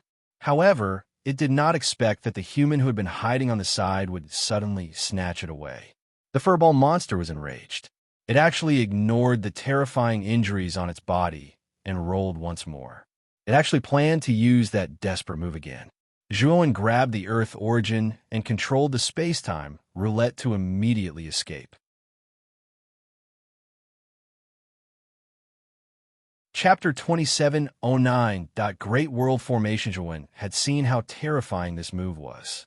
He did not dare to be careless and immediately put away the space-time roulette. The furball's attack was too terrifying. If it hit the space-time roulette directly, the anti-gravity array on the surface of the space-time roulette would definitely be destroyed. Therefore, Juan immediately put away the space-time roulette and faced the furball alone. There was no doubt that the furball was too fast. With Juan's speed, it would be easy for it to catch up with him. Therefore, he had no choice but to face the furball directly. Roar! The furball was very fast. In an instant, it was in front of Juan. Like a mountain, It intended to crush Zhuowen into a meat patty. Zhuowen formed a seal with both hands and used the profound creation mysterious light without hesitation. A mysterious light enveloped Zhuowen's body, turning into a barrier of light. Boom! The fur ball directly hit Zhuowen. Then, Zhuowen found that the profound creation mysterious light lasted for about 10 breaths before it began to shatter.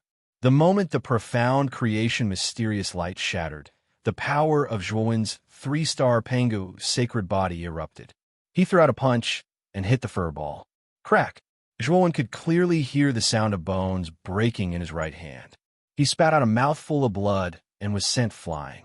When he finally stopped, his face was pale and bloodless. Just as he was about to defend against the fur ball's next attack, the fur ball let out an extremely unwilling roar. Then, the roar stopped abruptly. The fur ball exploded into a cloud of blood mist and died just like that. Zhuowen could not dodge in time and was enveloped by the blood mist. He smelled a fishy stench, and his whole body was stained with blood. Zhuowen was stunned. Because he could not control the serious injuries in his body, he spat out a mouthful of blood. He quickly took a healing medicine and barely suppressed the serious injuries in his body. After figuring out the details, Zhuowen let out a sigh of relief. He knew that the fur ball had probably reached its limit. However, because Zhuowen had snatched the origin of Earth, the fur ball was enraged. It did not care about its own condition and used a desperate attack. In the end, because it could not withstand it, its entire body collapsed. Zhuowen secretly rejoiced in his heart. He had used the profound creation mysterious light earlier, but he had still suffered such serious injuries. If the fur ball had used that move again, Zhuowen knew that he would not have been able to avoid it. Translation mysterious light. Otherwise, the consequences. The harvest this time is pretty good. After obtaining the Earth origin, the space within Devourer King's body will be completely transformed. Zhuowen muttered to himself. He summoned the space-time roulette, leaped onto it, and disappeared on the spot. In the following period, Zhuowen did not encounter any danger. He also successfully integrated the Earth origin into the Devourer King's inner world. In order to speed up the transformation, Zhuowen even integrated the everlasting Ice Lotus into the Devourer King's inner world. One must know that the everlasting Ice Lotus contained the Ice origin. The integration of the two origins finally caused the Devourer King's inner world to undergo earth-shattering changes. It was filled with vitality, and the world's operating principles became clearer. Suddenly, the newly formed inner world and the Devourer King's inner world began to shrink. In the end, it shrunk to the size of a Xiaohe dot. Then, the Xiaohe dot disappeared into the Devourer King's inner world. What's going on? The newly formed inner world is gone? Zhuowen was dumbfounded. He kept probing the Devourer King's inner world and discovered that the inner world had indeed disappeared. This made Zhuowen panic. The Ryuka clansmen were still in that inner world. Now that the inner world had disappeared for no reason, what would happen to the Ryuka clansmen? But soon, Zhuowen discovered that he could see the inner world again. However, this time, he did not see it from the Devourer King's inner world. Instead, he saw it from the outside. In the center of his palm, a shadowy black dot appeared. It looked like a mole. Zhuowen saw the inner world from this inconspicuous black dot. After the inner world was formed, it became independent? Zhuowen was shocked. He did not expect that the Devourer King's inner world could become independent and become an independent inner world.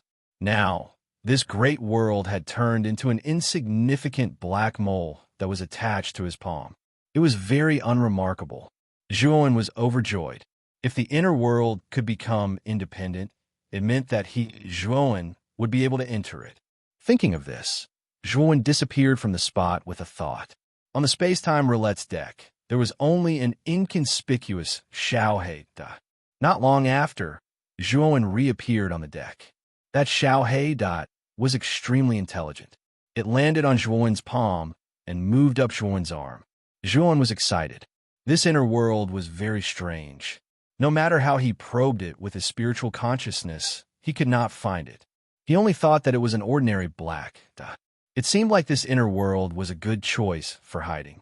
Of course, the inner world was also very big. It was much bigger than the inner world on his body. It was also more hidden. Therefore, Zhuowen moved everything from the inner world into the inner world. Zhuowen traversed the heavenly moat for another half a month. During this half a month, danger lurked everywhere. However, Zhuowen's strength was still there. Even if there were second step Dao confirming strange beasts, Zhuowen could easily avoid them.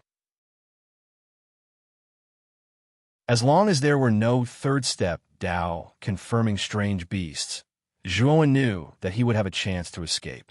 Moreover, Zhuowen had been constantly cultivating the Panga's sacred body during this half a month. Finally, he had reached the peak of the 3-star realm. However, he had consumed 1/3 of the special class Heavenly Law origin crystals. At the same time, Zhuowen also found that although his original body was only the Heavenly Law Master, the consumption of special class Heavenly Law origin crystals was almost the same as the consumption of the Panga's sacred body. This was especially true when he consolidated the Heavenly Law Master realm and wanted to break through again. However, after consuming a large number of special class Heavenly Law origin crystals, he felt that he had not touched the slightest clue of the Daoyuan Master Realm.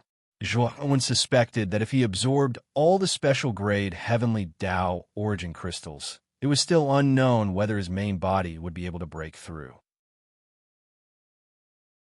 After several attempts, Zhuowen found that his original body was too strange.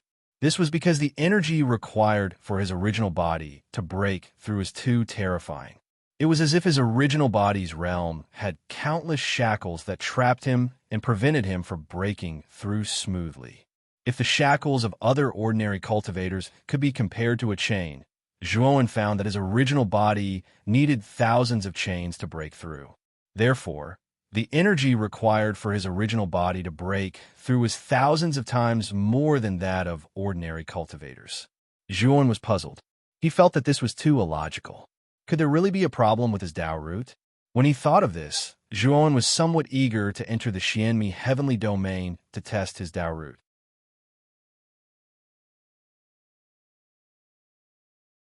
Chapter 2710. The skinny man. Half a month later, Zhuowen discovered a dot of light in the distance. In this cold and pitch-black heavenly chasm, this dot of light seemed so dazzling and unique. Zhuowen was excited. He knew that this dot of light was the pier that Xianmi Heavenly Domain set up on the other side of Heavenly Chasm. As for the pier on the other side of Heavenly Chasm, he had heard about it from Fire Plume. Therefore, he knew that the dot of light was the pier. As long as he entered the pier, he would be able to reach Xianmi Heavenly Domain. When Zhuowen approached the pier, he discovered that it was rather lively. There were many people moving about, and it was bustling with activity. Moreover, he discovered that most of the cultivators left from this pier and entered Heavenly Chasm. Zhuowen knew that these should be cultivators who were planning to head to the 8 great heavenly domains. Looking at the anxious looks of these cultivators, it seemed like they didn't know what happened in the 8 great heavenly domains.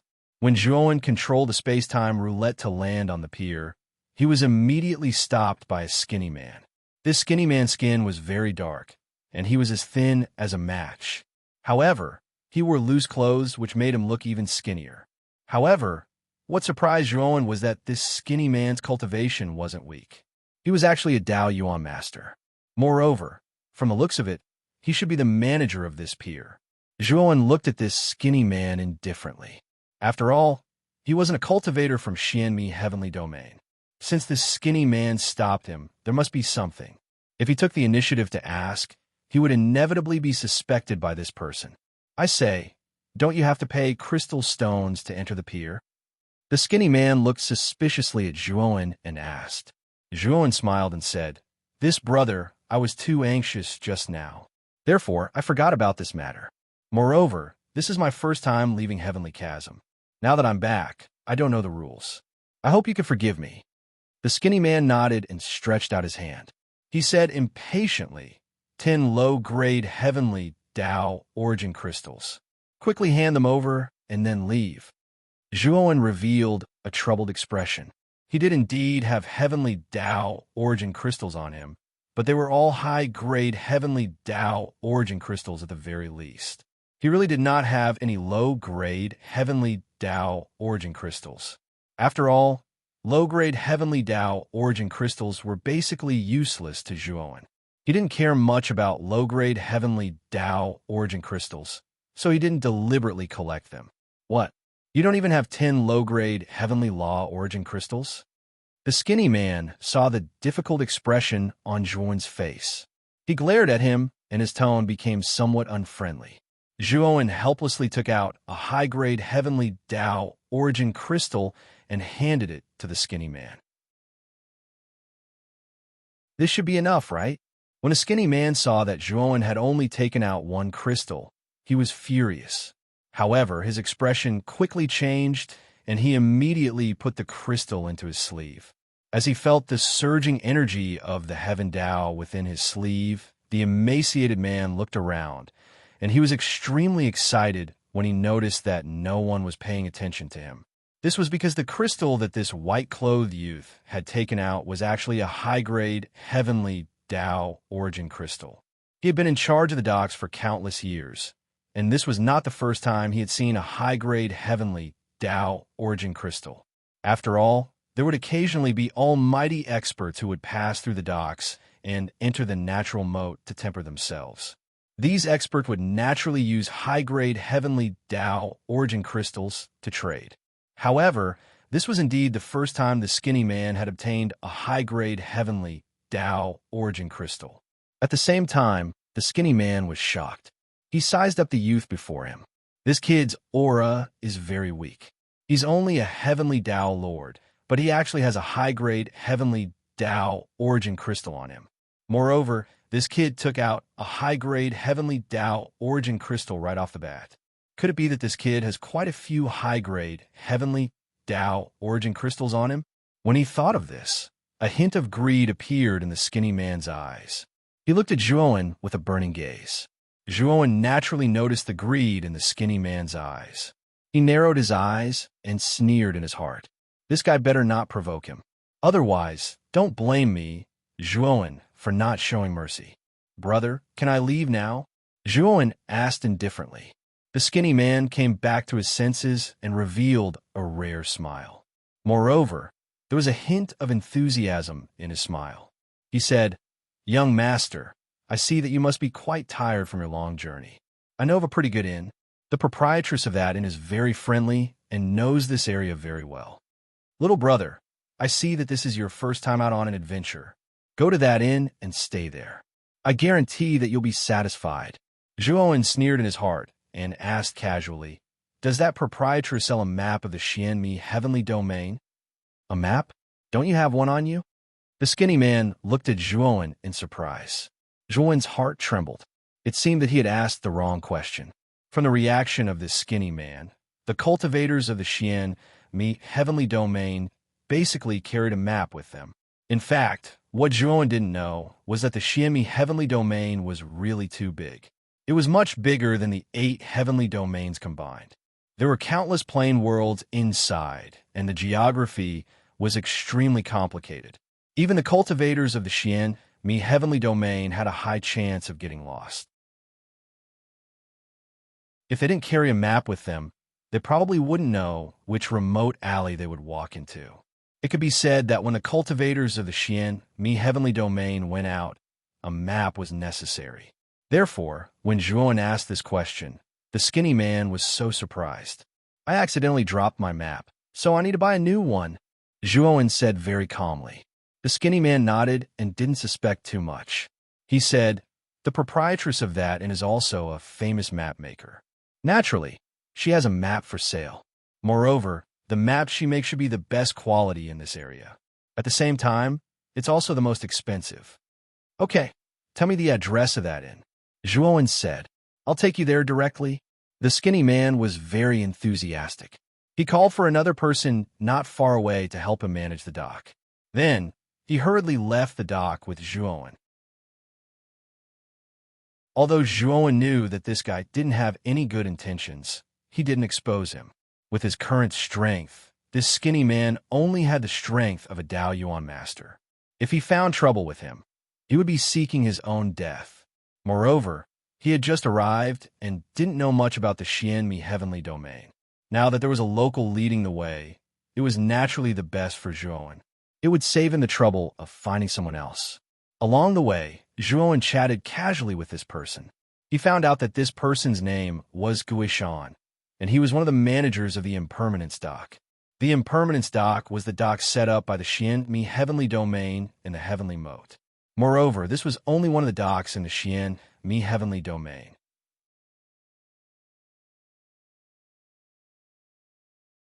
Chapter 2711. Huang Lin. Of course, the Dao sects that could control the pier were all relatively powerful. After all, the pier was a place with high profits. There were so many cultivators entering and exiting the pier every day, and every cultivator had to pay a certain amount of crystal stones. The amount of crystal stones they received every day was terrifying. Even an ordinary Taoist sect level force would slowly grow stronger by relying on the pier. And this Impermanence Pier was controlled by Impermanence Palace. And Impermanence Palace was the only Dao sects in the area. Of course, Impermanence Palace's foundation was extremely deep, and they were one of the top Dao sections. It could be said that Impermanence Palace was an existence that could not be offended in this area, and could be considered a local tyrant. Not long after Guishan left with Zhuowen, the pier suddenly became lively, and there was an uproar. A group of about 20 people walked over from behind the pier, and the person in the lead had an extraordinary aura. His strength was unfathomable, and his aura was as terrifying as the abyss. Just by standing there, this person gave off an extremely terrifying sense of oppression. This person looked to be in his 40s, and his long hair draped over his shoulders. He wore a black robe, and his gaze was cold and oppressive. Looking carefully, there was a hint of anger between his brows, as if something was bothering him. Beside this middle-aged man, there was an old man in his 60s with a ruddy complexion. He was smiling as he followed beside this middle-aged man. Zhuowen and Guishan did not walk far, and naturally noticed the sudden change in atmosphere at the pier. They turned around and saw this group of people. Who are they? Zhuowen saw that the pier had quietened down after this group of people appeared, and he could not help but ask. Guishan also saw this group of people, and his body trembled as he said excitedly, "It's actually Palace Master. I never thought that Palace Master would personally come to the pier, and that person is from the Huangji aristocratic family. Heavens! Why is the Huangji aristocratic family also here? Did something big happen?" Guishan shouted excitedly, and Zhuowen frowned, but he did not say anything. From Guishan's words, Zhuowen knew that the old man in the group was actually the Palace Master of Impermanence Palace. Inika Palace Master was actually smiling at the middle-aged man. It seemed like this middle-aged man was an existence of high status, even in the Huangji family. Speaking of which, Zhuowen had quite a bit of conflict with the irregular palace and the Huangji family.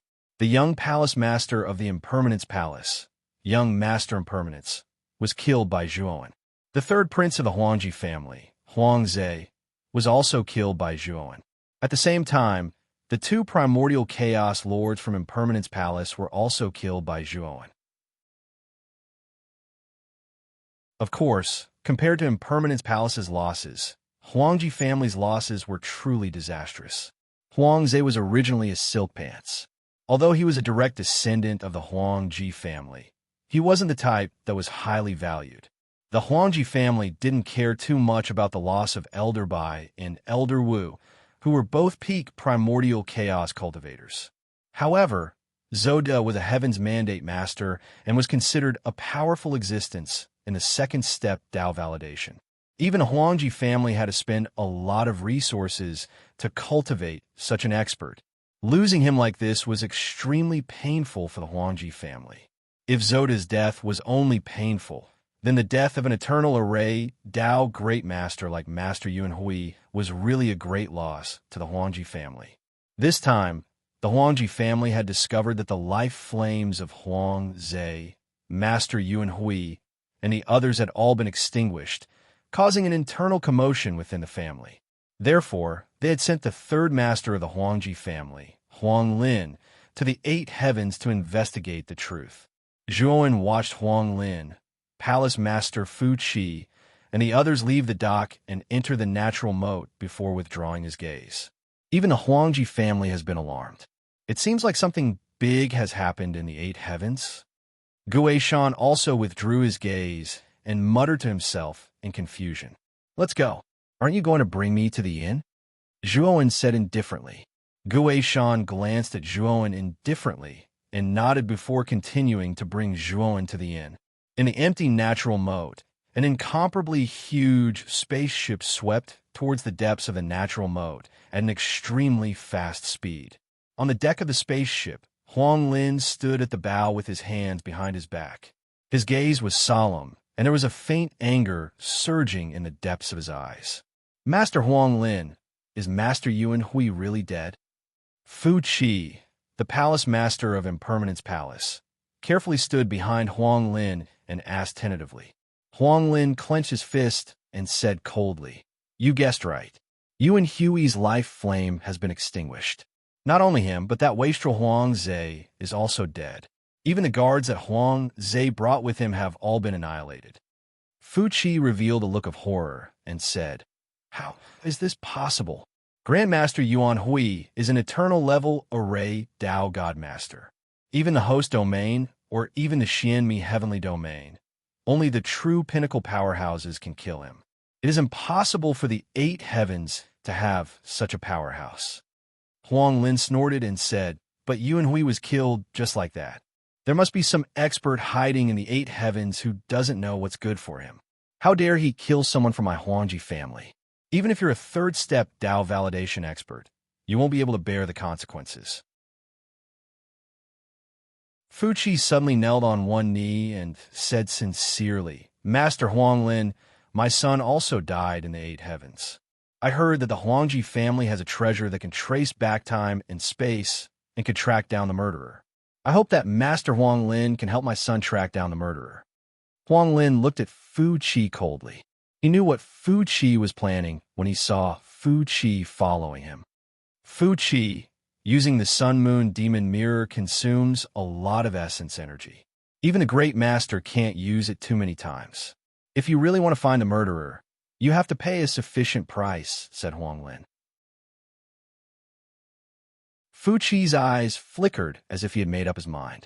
Lord Huang Lin, this lowly one has discovered a special class, heavenly law origin crystal mine. The mine is extremely vast, and this lowly one wishes to use this opportunity to offer the special class, heavenly law origin crystal mine. I hope Lord Huang Lin can put in a good word for me. Huang Lin's eyes lit up the moment he heard about the special class, heavenly Dao origin crystal vein. A special class heavenly Dao origin crystal vein was extremely rare even in the Xianmi heavenly region. Fu Qi was really lucky to have found it.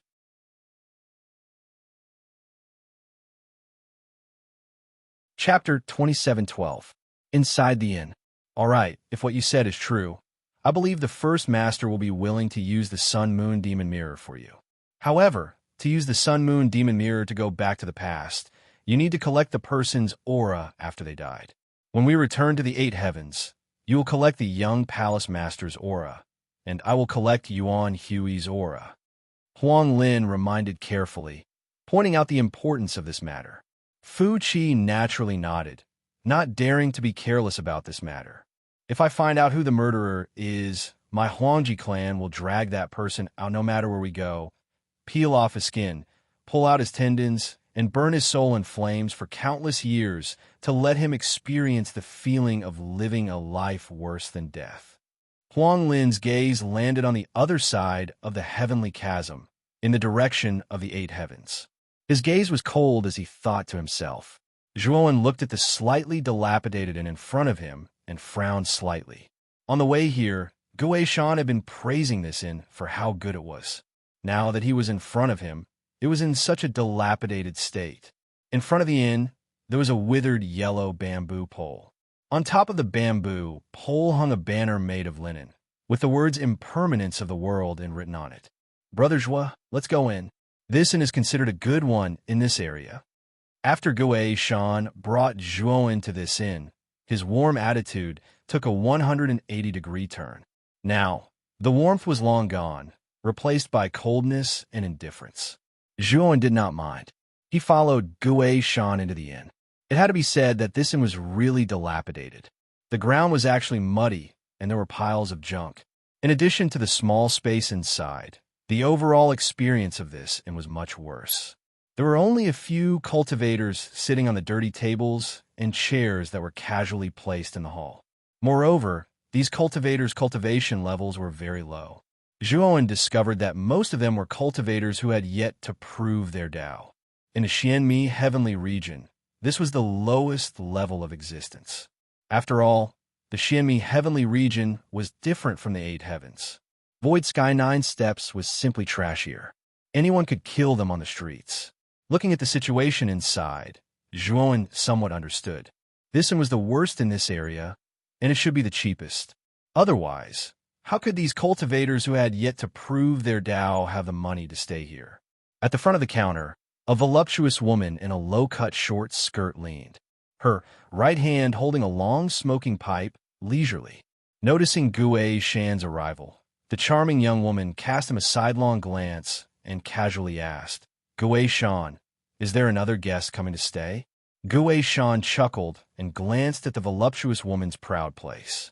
He pointed at Juan behind him and said, give this little brother the best room. I remember that the best room you have here should cost 10 high-grade heavenly Tao origin crystals a night, right? As soon as Gouet Shan said this, the hand holding the pipe in the voluptuous young woman's hand trembled as a look of surprise flashed across her beautiful eyes. However, she quickly regained her composure and glanced at the white-clothed young man behind Gouet Shan before saying with a charming smile, Brother Gouet Shan is right. Our best rooms are indeed 10 high-grade heavenly law origin crystals per night. This little brother obviously comes from a prestigious family, so you must be staying in our best rooms, right? The voice at the counter was not loud, but it was not soft either. The other cultivators sitting in the hall naturally heard this conversation. These cultivators all secretly shook their heads.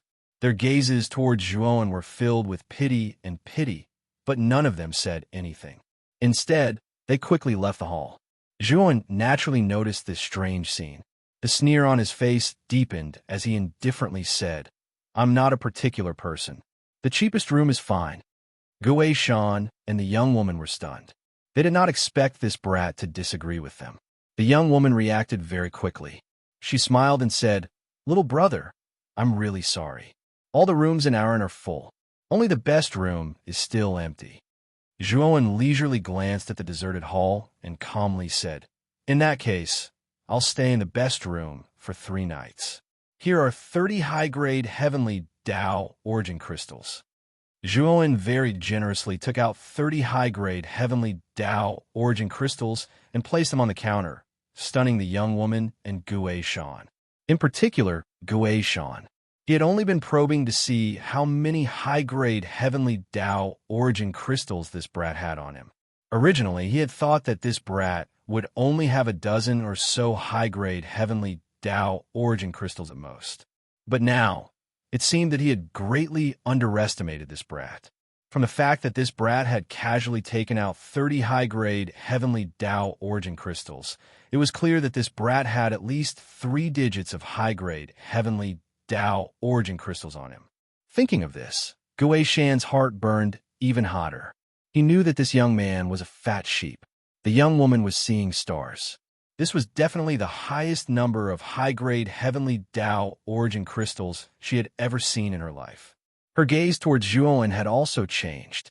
If it had only been disdain at the beginning, the young woman's eyes were now burning with passion. This young man before her was basically a moving treasury. Juan quietly stood where he was. He was waiting for these two to make a move. Once they made a move, Juan would immediately kill them. However, Gouet Shan and the young woman suppressed the greed in their hearts. The young woman even smiled as she personally led Zhuowen to the best guest room. Lady Boss, I heard from Brother Gue Shan that you have first-rate cartography skills. Can you sell me a complete map of the Xian Mi heavenly domain? After the young woman led Zhuowen to an extremely ordinary guest room, Zhuowen did not mind. Instead, he asked the young woman about the map. The young woman revealed an enchanting smile and said, "Young master, you have found the right person. In terms of cartography skills, I am indeed the best in this area. However, I do not have a complete map of the Xianmi heavenly domain. I only have a map of the host domain." Zhuowen frowned slightly and said, "Didn't you say that your cartography skills are first-rate? Why can you only create a map of the host domain and not the other domains of the Xianmi heavenly domain? Can this be considered first-rate?" The young woman was a little embarrassed and explained, "Young master, don't you know? As the host domain, it is common knowledge that we have a map of the host domain. However, the maps of the other domains are usually priceless. They are basically in the hands of the Dao Palace level factions. This is because without the permission of the Dao Palace level factions, it is very difficult to leave and cross domains." You mean that the complete map of the Xian Mi heavenly domain is basically in the hands of the Dao Palace level factions? Zhuowen was a little surprised. He did not expect the map of the Xian Mi heavenly domain to have restrictions. It was really strange. You can say that. After all, the relationships between the various domains are not very good. The Dao Palace level factions do this to prevent spies from entering the domains and causing chaos. Usually, the connection between Dao domains is usually sealed. Only when a major event occurs will the connection between the various Dao domains be opened. For example, the Dao domain tournament that is held once every 10,000 years is a major event for the various Dao domains to showcase their respective geniuses. The seal between the various Dao domains will be opened.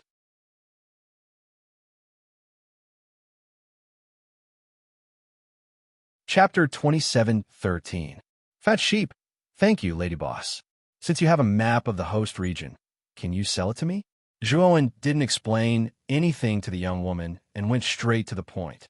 He wanted to buy the map of the host region from the young woman. The young woman smiled.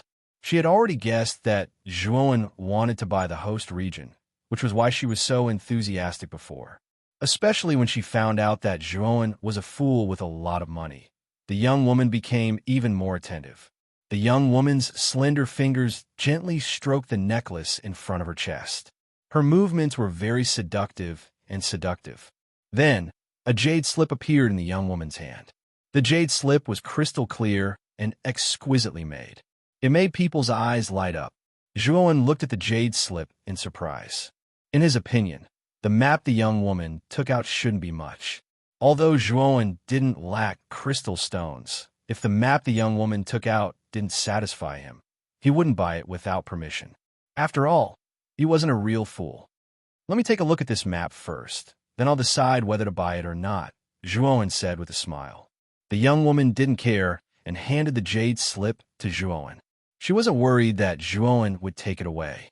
Zhuowen casually scanned it with his divine sense and found that the map drawn in the jade slip was indeed very exquisite. The rough geography of the host region was basically drawn in it.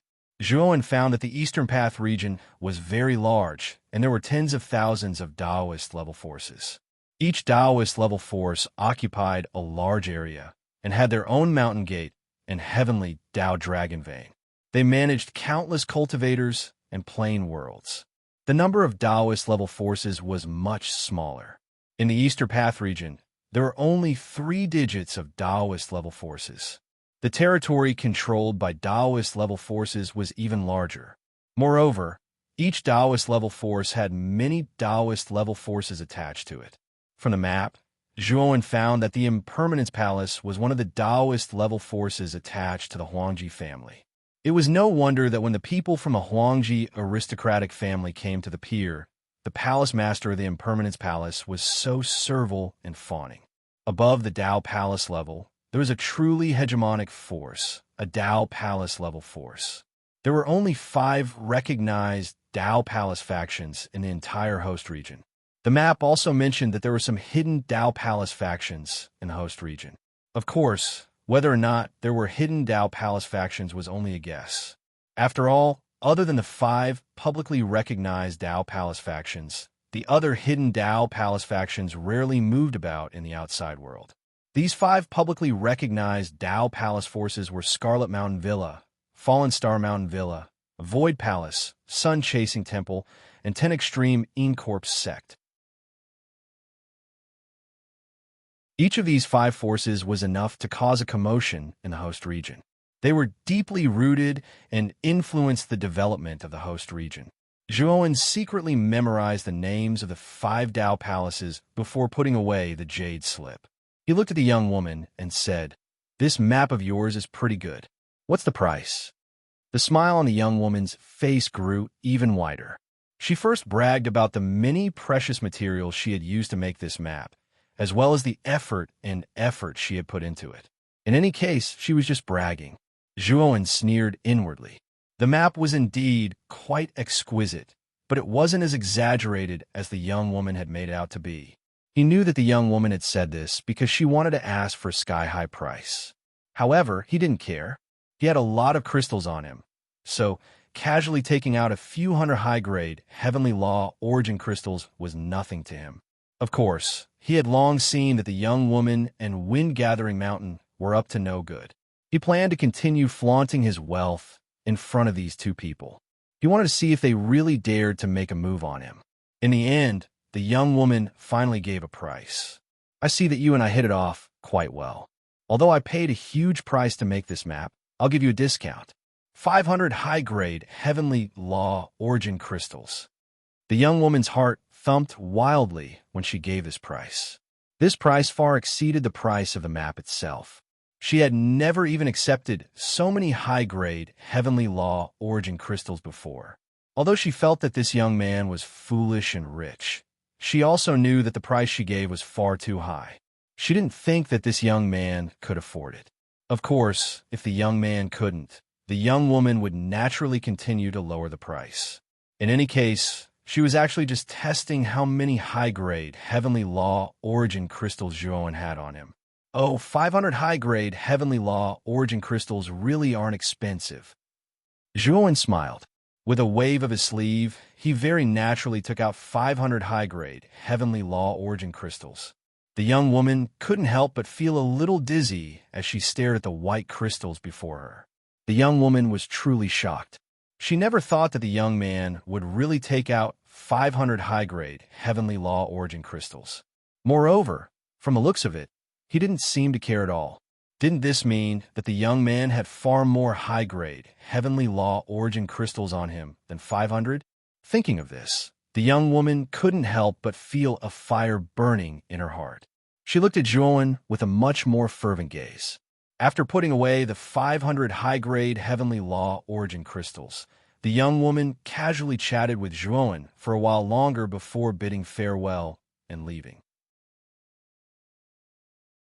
Zhuowen closed the door casually, and his enormous spiritual sense did indeed sweep out silently, following the young woman and landing in the hall below. Zhuowen's divine sense was extremely powerful, far more powerful than that of the young woman and Gue Shan. If Zhuowen deliberately concealed his divine sense, the 2 of them wouldn't have been able to detect that Zhuowen's divine sense had already followed the young woman. The young woman walked down the stairs. Gue Shan was still in the hall, casually sitting at a table. Seeing the young woman come down, he hurriedly stepped forward and asked, "Xiaohe, how is it? How many crystals did this boy take out to buy the map?" The young woman smiled proudly and opened her right palm. Gue Shan took a look and said in surprise, 50 high-grade Heavenly Law origin crystals? This boy is really not ordinary. He's willing to spend so much on a map." The young woman smiled slyly and said, "You idiot, it's not 50, it's 500. This boy's wealth is probably far greater than you, and I guessed. It looks like a fat sheep has come this time." 500? Gue Shan was also shocked.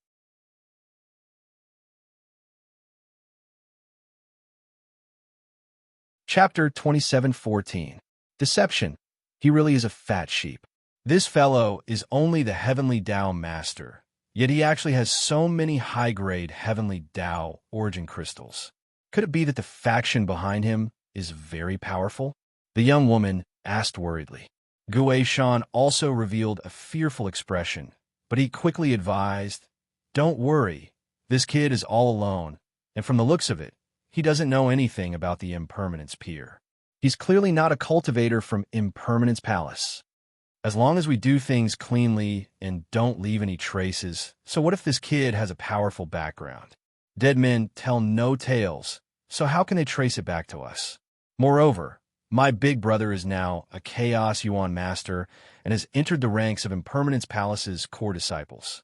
At the same time, he has a good relationship with Impermanence Palace's second young master. My big brother can easily suppress this matter."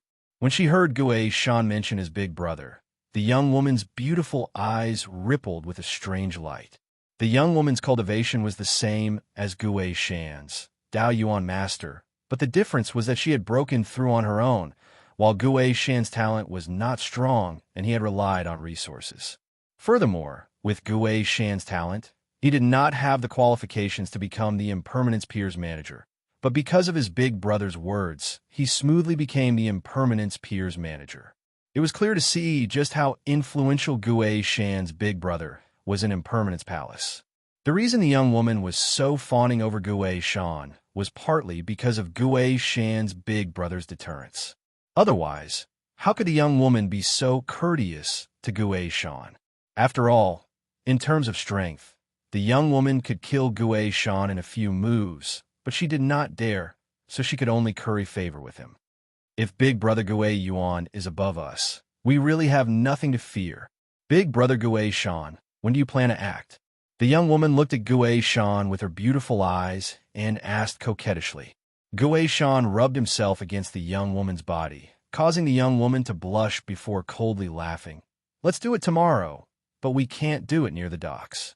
We'll lure him to the wasteland in the west and kill him without anyone knowing." The young woman nodded in agreement. At the same time, she praised Gue Shan, causing him to squint his eyes in pleasure. Zhuowen sat cross-legged on the bed. His spiritual awareness was indeed lingering around the man and woman downstairs who were scheming something. A disdainful smile appeared on the corner of his mouth. These two people were really planning to target Zhuowen. However, Zhuowen didn't care about this at all. However, Zhuowen was a little surprised that Gue Shan actually had a big brother. This big brother was a core disciple of Impermanence Palace. It seemed like this fella had some connections. The young woman and wind-gathering mountain's words were somewhat unsightly, so Zhuowen withdrew his divine sense and began to carefully study the map that the young woman had given him. Although this young woman had the heart of a snake and scorpion, the map she drew could not be faked. The markings on the map were also quite detailed. Zhuowen quickly found the location of Purple Red House on the map. He had just arrived in Xianmi Heavenly Domain, so the only things he knew about Purple Red House were its fire plume and steel plume. Moreover, the two of them had invited Zhuowen to visit their forces. This time, he naturally wanted to visit Purple Red House. Of course, Zhuowen mainly wanted to learn more about Xianmi Heavenly Domain from Fire Plume and Xitong Qimei while he was at it. The map of the host territory was very large. Zhuowen was so engrossed in it that he forgot to eat and sleep. Before he knew it, a day had passed. It wasn't until there was a knock on the door that Zhuowen recovered. He put away the jade slip and opened the door to see the young woman standing outside with a smile. "Lady boss, what's the matter?" Zhuowen asked lightly. The young woman smiled charmingly and said, "Young lord, there is a tribe in the west that is holding a gathering.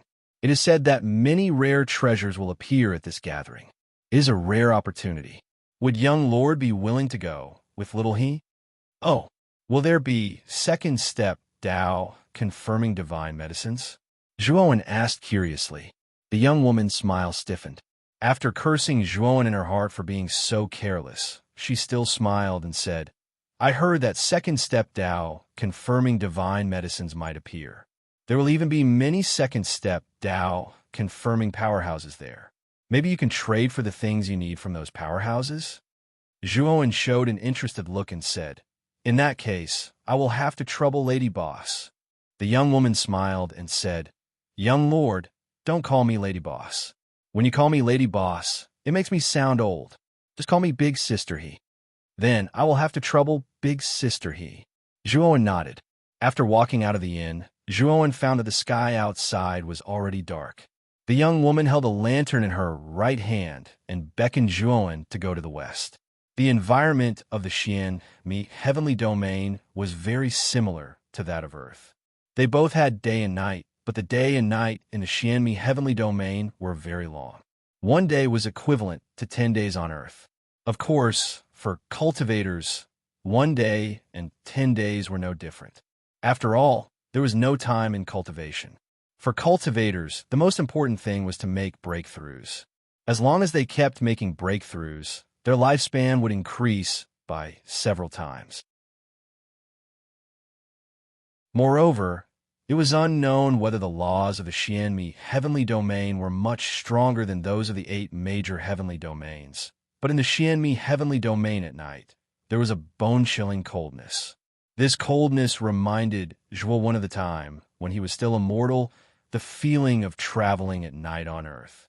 On the way, the young woman chatted with Zhuowen casually at first, but as they went deeper and deeper, the young woman stopped talking and just silently led the way. Zhuowen silently followed behind the young woman and found that the surrounding environment was getting more and more remote. The coldness of the night was also getting worse and worse. It invaded the body and made people tremble.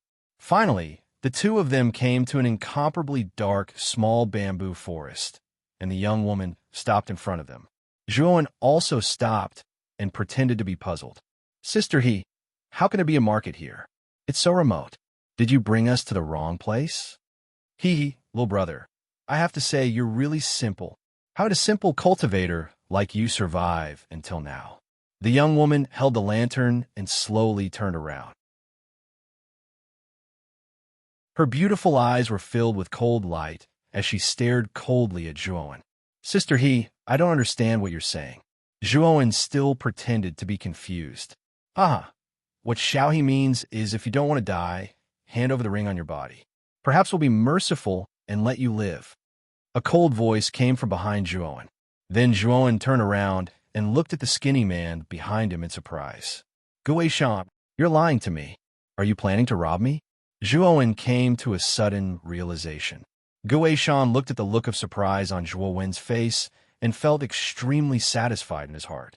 He proudly said, "You're right. We shouldn't show off our wealth. Who told you to be such an idiot and let us see so many crystal stones? If you know what's good for you, hurry up and hand over the ring." As Guishan spoke, the killing intent in his eyes was no longer concealed.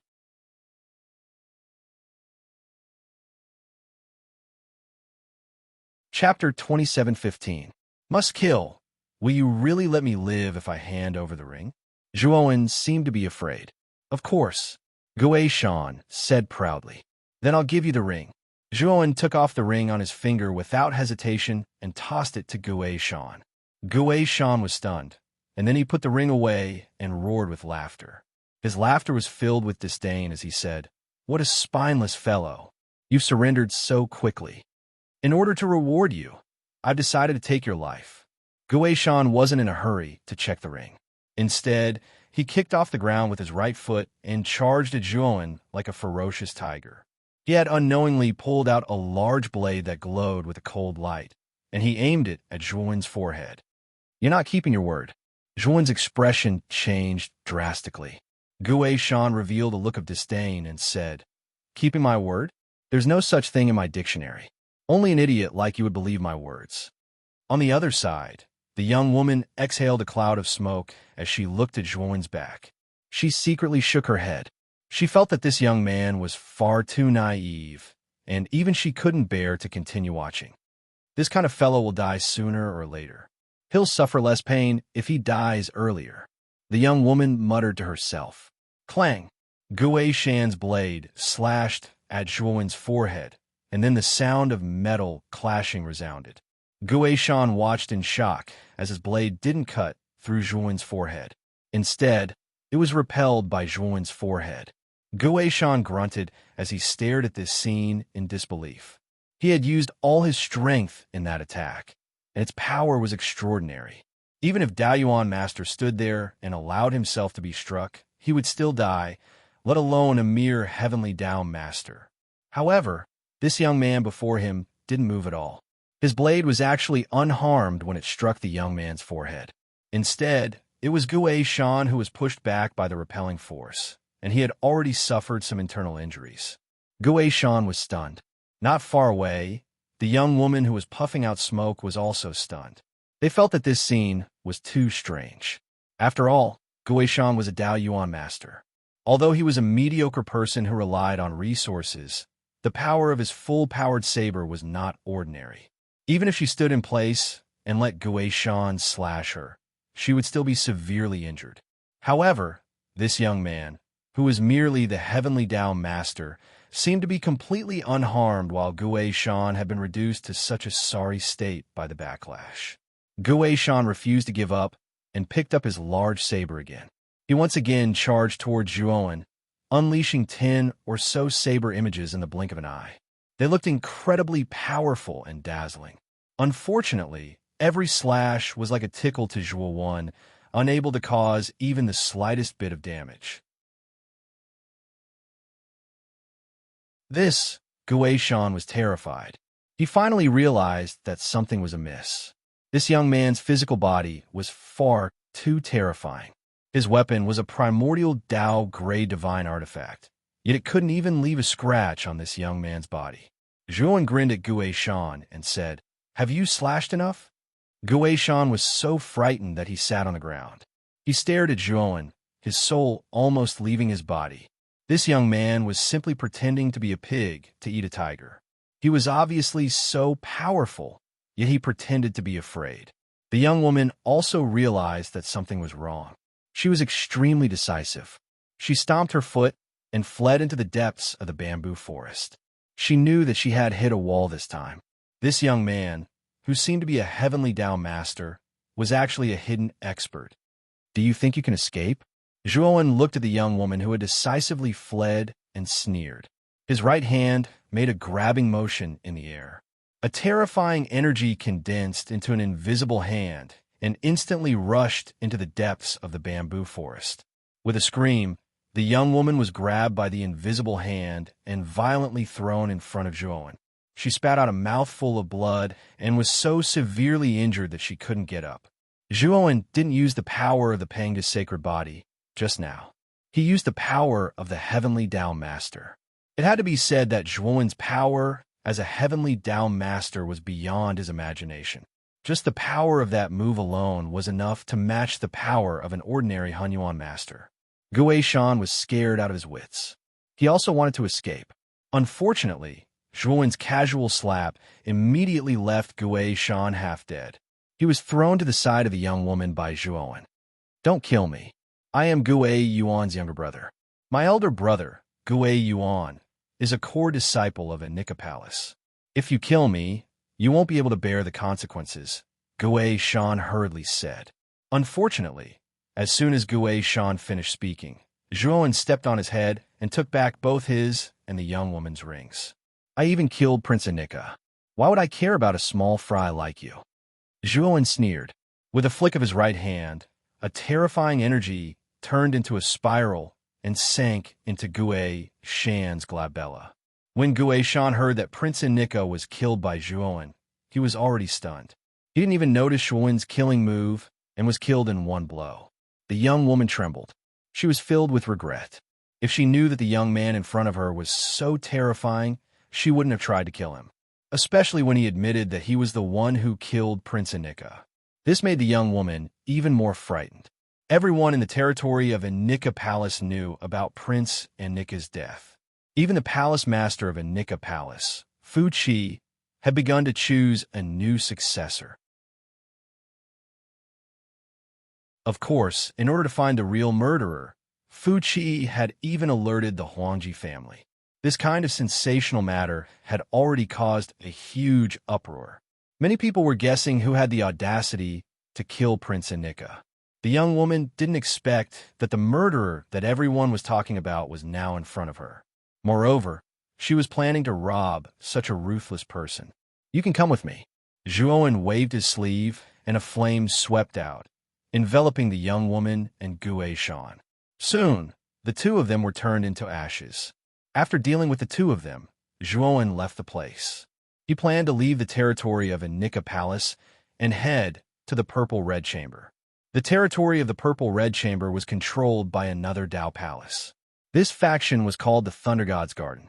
It was said that it was a powerful faction that controlled the power of divine lightning.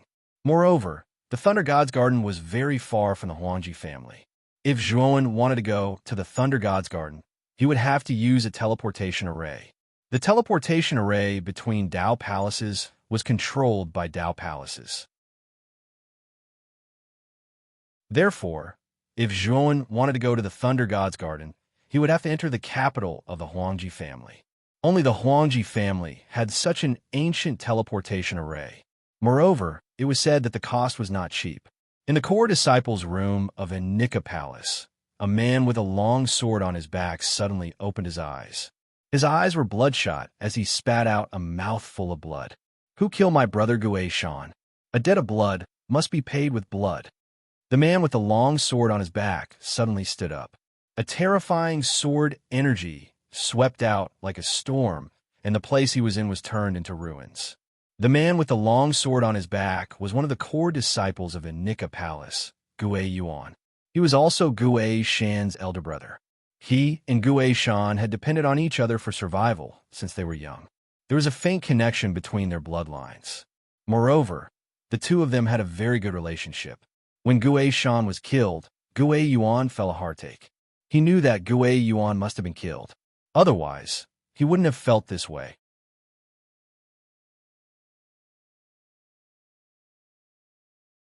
Chapter 27:16. 3-star peak. Gue Yuan, are you crazy? How could you cause such a big commotion? You even destroyed a disciple's cave residence? A yellow-robed young man stood out from the crowd of disciples who had gathered. He frowned slightly as he looked at the damage caused by Gue Yuan and spoke with slight displeasure. The aura of this young man in a yellow shirt was extremely strong, even stronger than Gue Yuan's. When the young man in a yellow shirt spoke, the surrounding people lowered their voices and looked at the young man in a yellow shirt with a mixture of fear and respect. Even Ping Han is alarmed. Gue Yuan caused a big commotion. Although Ping Han is the most talented and powerful core disciple of Impermanence Palace, Gue Yuan is a rising star and a dark horse with endless potential. Ping Han still values Gue Yuan. That's right. Ping Han is the strongest disciple of Impermanence Palace.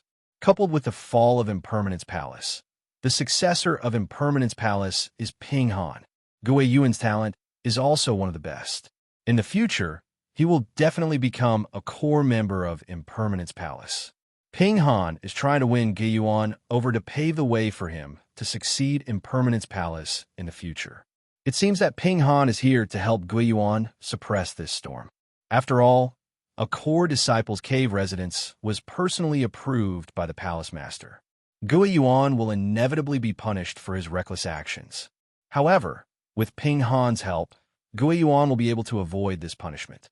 The surrounding people discussed animatedly as they looked at Gue Yuan with envy and jealousy. As the number one core disciple, Ping Han's popularity and prestige were very high among the core disciples. For Gue Yuan to be able to receive special treatment from Ping Han, it was something worthy of envy for the other core disciples. Gue Yuan's eyes were cold, but his heart was filled with sadness and anger. Gue Yuan cupped his hands towards Ping Han and said in a low voice, "Senior brother Ping Han, my younger brother Gue Shan was killed. I must take revenge. Otherwise, it will have a great impact on my breakthrough to the second step of Dao validation." Ping Han frowned slightly. He had heard of Gue Yuan's younger brother Gue Shan. He knew that Gue Shan's talent was very poor. His cultivation base had been forcefully raised by the precious divine pills that Gue Yuan had given him.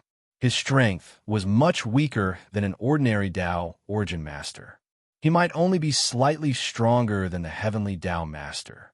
In Ping Han's eyes, Gui Shan was a complete and utter trash. He did not place Gui Shan in his eyes. However, he had no choice but to pay attention to a genius like Gui Yuan. Although he did not like Gui Shan, he was still Gui Yuan's younger brother.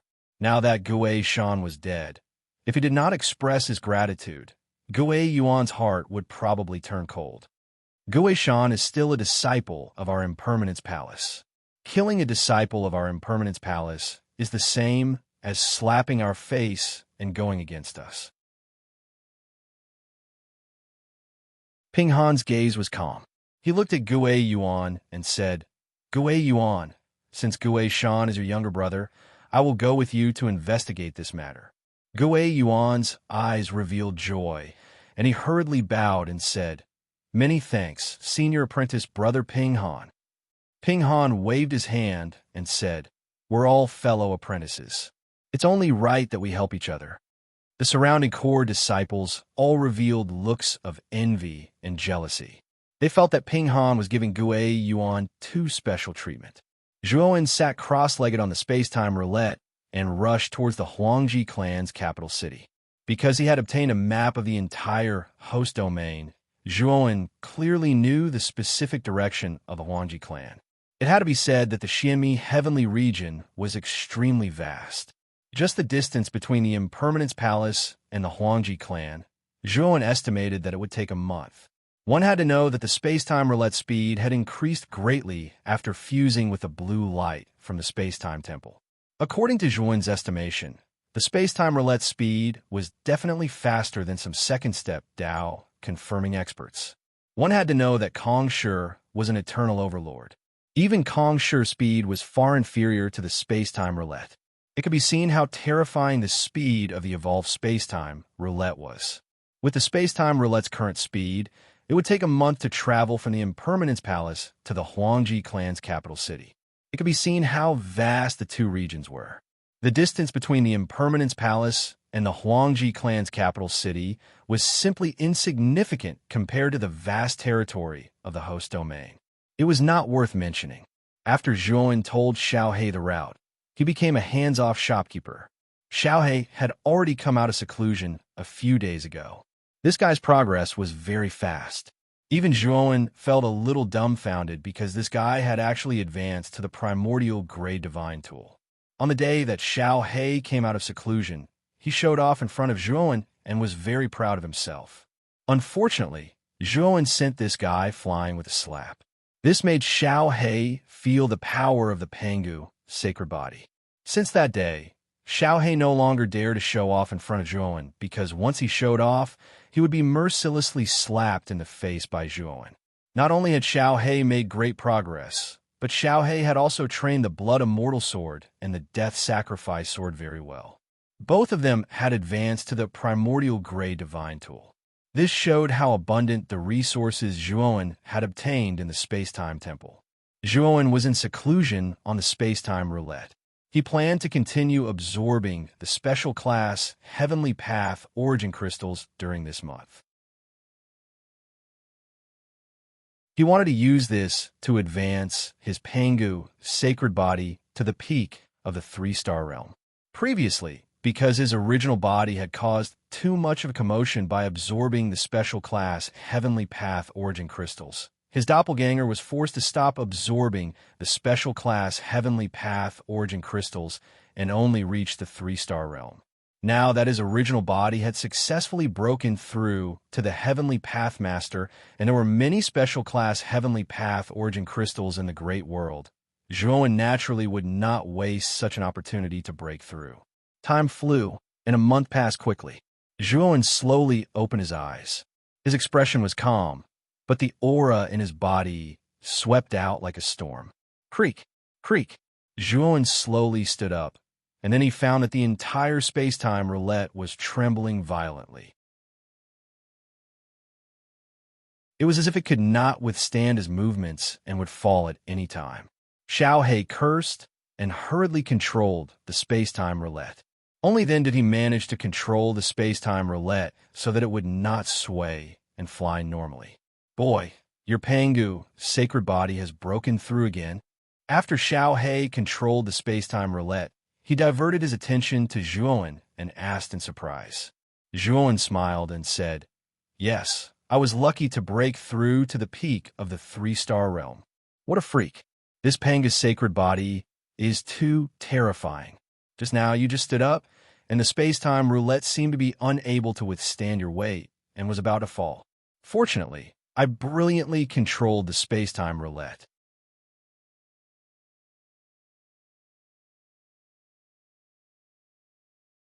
Chapter 27:17. Blocking the Wei Zhuowen shook his head. The reason why the space-time roulette had almost gone out of control was that Zhuowen had just broken through and was unable to fully control the power of the three-star peak Panga's sacred body. The power of the Panga's sacred body was extremely terrifying. After breaking through to the three-star peak, it was enough to defeat any first-step Dao validation expert. He could even challenge a second-step Dao validation expert. Of course, Zhuowen had already adapted to the power of the three-star peak Panga's sacred body, so he was able to completely control the power of the Panga's sacred body and prevent it from leaking out. "Kid, we're almost at the capital of the Huangji clan," Xiao He suddenly said. Zhuowen raised his head and looked into the distance. He saw a gigantic city in the distance. The city was too big. Its surface was overflowing with colors, and it was dazzling. It was as if the city was built with countless luxury goods. Zhuowen knew that the reason the city was so dazzling was because there were many formations and restrictions on the surface of the city. It could be said that 50% of the city was formed by formations and restrictions. With Zhuowen's current level of formation Dao, he could tell at a glance that the formations and restrictions on the city were eternal level formations. Moreover, it was not just one formation, but a combination of many formations. It could be said that such a terrifying city was enough to make eternal overlords unable to leave. Zhuowen's gaze turned grave. This Huangji aristocratic family actually controlled such an incomparably terrifying gigantic city, while he, Zhuowen, had killed the heir of Huangji aristocratic family in an existence like Grandmaster Yuan Hui. It could be said that he had formed an irreconcilable feud with the Huangji clan. If the Huangji clan knew that Zhuowen was the murderer and that Zhuowen was now entering the city, he would be courting death. Of course, Zhuowen knew that the Huangji clan did not know that Zhuowen was the real murderer. However, Zhuowen was a little worried. He thought of the expert from the Huangji clan at the impermanence dock. This expert must have gone to the eight heavens to investigate the cause of death of Huang, Zhe, and Master Yuan Hui. Although Zhuowen was very confident that he had completely destroyed the corpse and left no traces behind, the Huangji clan was a Dao Palace level force after all. It had a deep foundation and was definitely not something an ordinary force could compare to. Perhaps this kind of power might have some kind of inconceivable method to find the murderer. Then Zhuowen would be in a bad situation. Although Zhuowen felt that the possibility of this happening was not high, he had an ominous feeling in his heart. The closer he got to the capital city, the faster his heart raced. It was as if it was reminding him to leave as soon as possible. This was a dangerous place. Zhuowen trusted his intuition. After all, at Zhuowen's level of cultivation, he had the instinct to know his destiny. He could foresee the past, the future, and his own fate in advance. Once we enter the capital city, we should leave as soon as possible. Zhuowen made up his mind. However, when he was about 10,000 meters away from the capital city, Zhuowen stopped the space-time roulette. This was because someone was blocking the path of his space-time roulette. What blocked Zhuowen's path was a huge flying divine weapon. This flying divine weapon looked like a lantern and was very large. At the top of the lantern was a large deck. At that moment, 4 figures were standing on the deck. The auras of these 4 figures were very powerful. They were all at the Hunyuan master level. This was especially true for the yellow-robed young man, who was closer to the front. His aura was the strongest, and his cultivation was at least at the peak of the Hunyuan master level. He was very close to the second step Dao validation. Zhuowen stopped the space-time roulette and looked coldly at the four people on the deck of the flying divine weapon. He asked indifferently, "Why are the four of you blocking my path?" Next to the yellow-robed young man, a young man with a long sword on his back took a step forward. With a flick of his finger, an image condensed above his fingertip. He asked, "Do you know the person in this image?" Zhuowen narrowed his eyes. The image that the young man with a sword had taken out was not unfamiliar to Zhuowen. It was the image of Gue Shan, who he had killed. Moreover, Zhuowen realized that the young man with a sword in front of him was somewhat similar to Gue Shan. It seemed that this person had a close relationship with Gue Shan. Zhuowen said without hesitation, "I don't know him. If you're stopping me just to ask this, you can move aside. Don't block the way." Zhuowen's words were very rude. The four people on the deck all revealed displeased expressions. Even the yellow-clothed young man with the best self-restraint frowned slightly. The young man with a sword was Gue Yuan. At that moment, when he heard Zhuowen's rude words, he was so angry that his whole body trembled. "You want to act shamelessly? Actually, you're the murderer," Gue Yuan said coldly, not hiding the killing intent in his eyes. Zhuowen's gaze was cold as he said, "I say, brother, you're already in the wrong for blocking me. Now, you're indiscriminately slandering me as the murderer. Do you think I'm easy to bully?"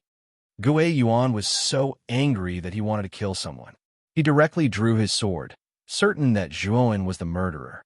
However, he was stopped by the yellow-robed young man. Although Gue Yuan was furious, he was still respectful towards the yellow-robed man. At this moment, the yellow-robed young man stopped him.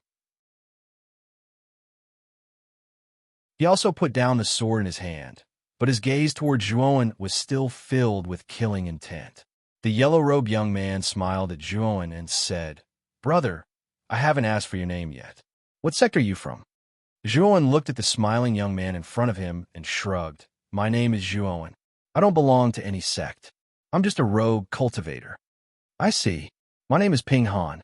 These three are my junior brothers, and I'm a disciple of Annika Palace." The yellow-robed young man was still smiling. In fact, when he saw that Zhuowen was just a heavenly pathmaster, he was a little surprised. He even suspected that the young man in front of him had the strength to kill Gue Shan. Although Gue Shan was just a good-for-nothing in the eyes of the yellow-robed young man, he was still a Dao Yuan master. Even if he was much weaker than the average Dao Yuan master, he was still stronger than the heavenly pathmaster. Although it was not impossible for a heavenly pathmaster to kill a Dao Yuan master, those were geniuses from sects and clans. It was even said that the true monsters could kill people who were an entire realm above them. However, such geniuses were too rare. Basically, only Dao Palace-level forces had such geniuses. Of course, powerful Dao Palace-level forces also had such geniuses. Such geniuses were enough to be called peerless monsters. Actually, we don't want to casually suspect people, but I heard that before Gue Shan died, you seemed to be the last person he came into contact with. However, you denied knowing Gue Shan. Sir, shouldn't you give us an explanation as to why you would lie?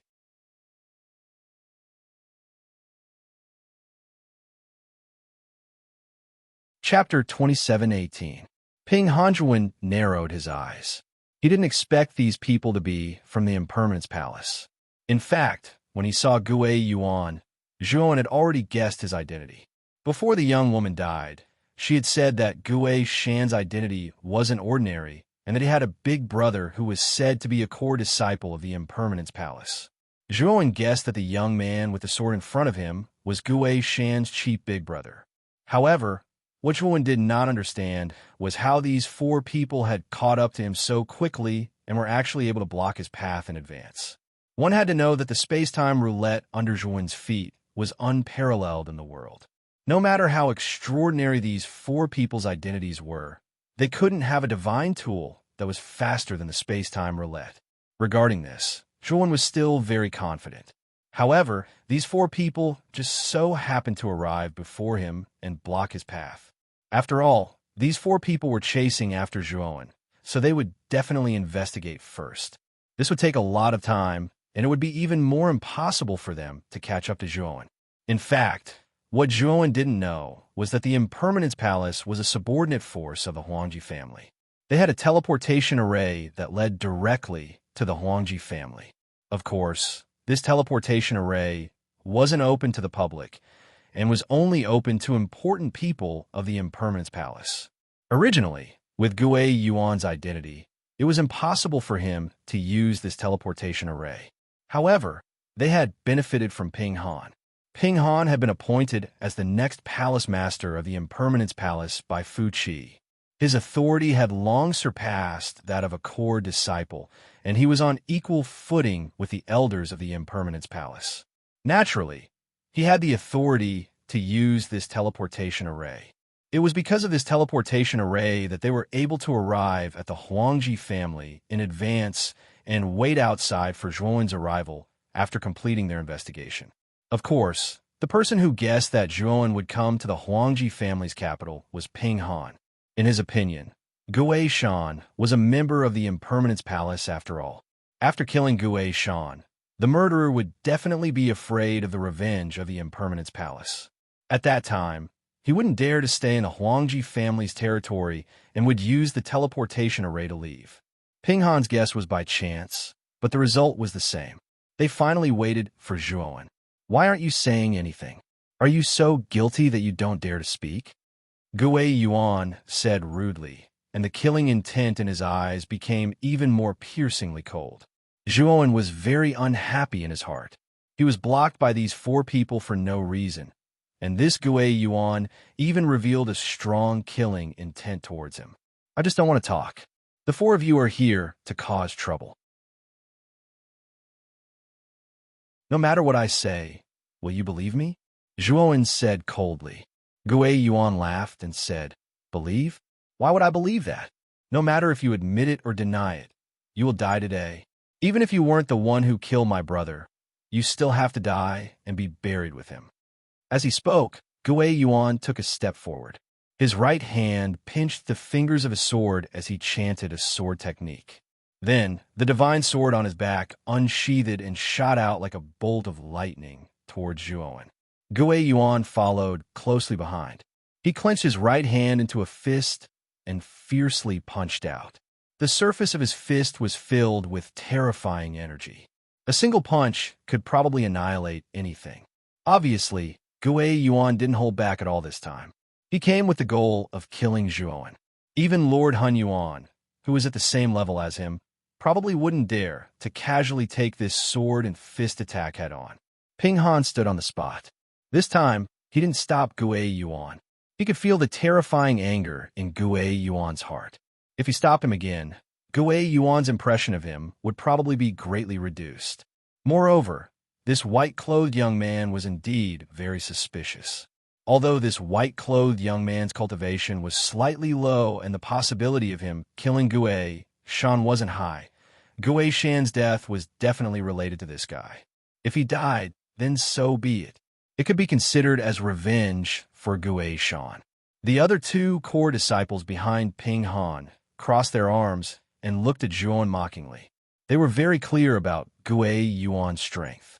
He had the absolute upper hand against Lord Hun Yuan, let alone now that he was only facing the Heavenly Law Master. Moreover, he was using his full strength. Obviously, this white-clothed young man was doomed, and his death would definitely be extremely miserable. Zhuowen silently looked at the sword and fist attack that were flying towards him. He calmly stood on the spot, motionless. In Gue Yuan's eyes, Zhuowen's action was a performance of being scared silly. This made Gue Yuan despise him. Ding! When the divine sword pierced through the air and landed in front of Zhuowen's eyes like a meteor, it was repelled by a force. It actually deviated a few centimeters from Zhuowen's ear and directly swept past. However, Zhuowen was completely unharmed. What? Gue Yuan's pupil shrank and revealed a shocked expression. Only then did he realize that the thing that repelled his divine sword was also a divine sword. However, this divine sword was surrounded by terrifying lightning and fire energy. At a glance, one could tell that it wasn't an ordinary sword. Zhuowen still stood on the spot, but the Thunderfire sword had already shot out and swept towards Gue Yuan's fist. Although Gue Yuan was shocked, he didn't care too much. He was very confident in his fist. Moreover, the young man in front of him was only the heavenly Tao master. Although the Thunderfire sword was extraordinary, how much power could it unleash in the hands of this person? Pucci. Unfortunately, Gue Yuan's idea was completely wrong. The moment his fist collided with the Thunderfire sword, a large amount of blood immediately spurted out. The Thunderfire sword pierced through Gue Yuan's fist without any obstruction, as if it was tofu. Moreover, it drilled out of Gue Yuan's shoulder, and Gue Yuan's entire right hand exploded into a bloody mist. Gue Yuan screamed miserably as he held his right arm that had already exploded and immediately retreated. Unfortunately, the Thunderfire sword's speed was too fast. The moment it exploded Gue Yuan's right arm, it turned back and directly pierced into Gue Yuan's forehead. The lightning and fire energy exploded, and Gue Yuan's head exploded. Even his soul was completely annihilated.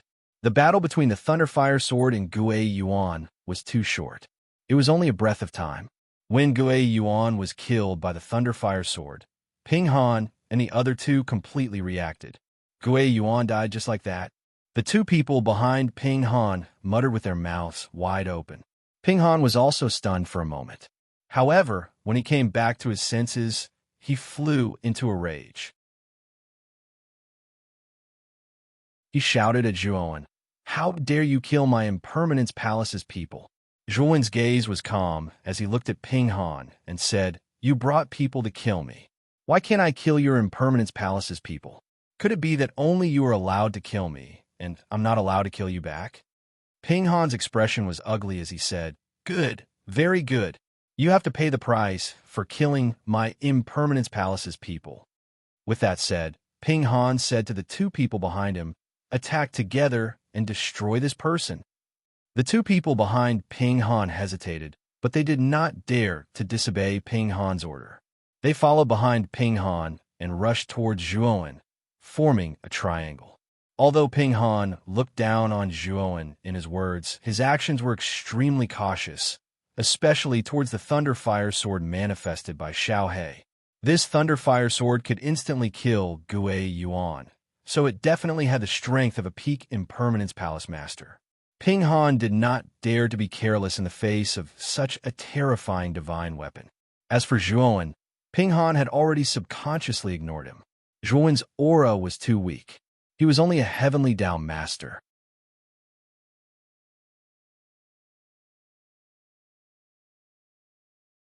Chapter 2719. Ping Han's killing intent whoosh. Whoosh. Whoosh. Ping Han acted decisively, and the two youths behind him followed closely behind. They were like arrows leaving the bow, and their speed was extremely fast. The moment Ping Han made his move, Zhuowen could clearly feel the surrounding temperature plummeting. In an instant, the surrounding air seemed to have solidified, and the cold air was bone-chilling. Bang! The Thunderfire sword, which was originally flying out, suddenly froze in mid-air. It was as if there was an invisible wall blocking the Thunderfire sword in the transparent void. Zhuowen squinted his eyes. He saw that in the radius of a few feet around the Thunderfire sword, there was a dense ice line that formed an ice barrier. It was this barrier that blocked the Thunderfire sword.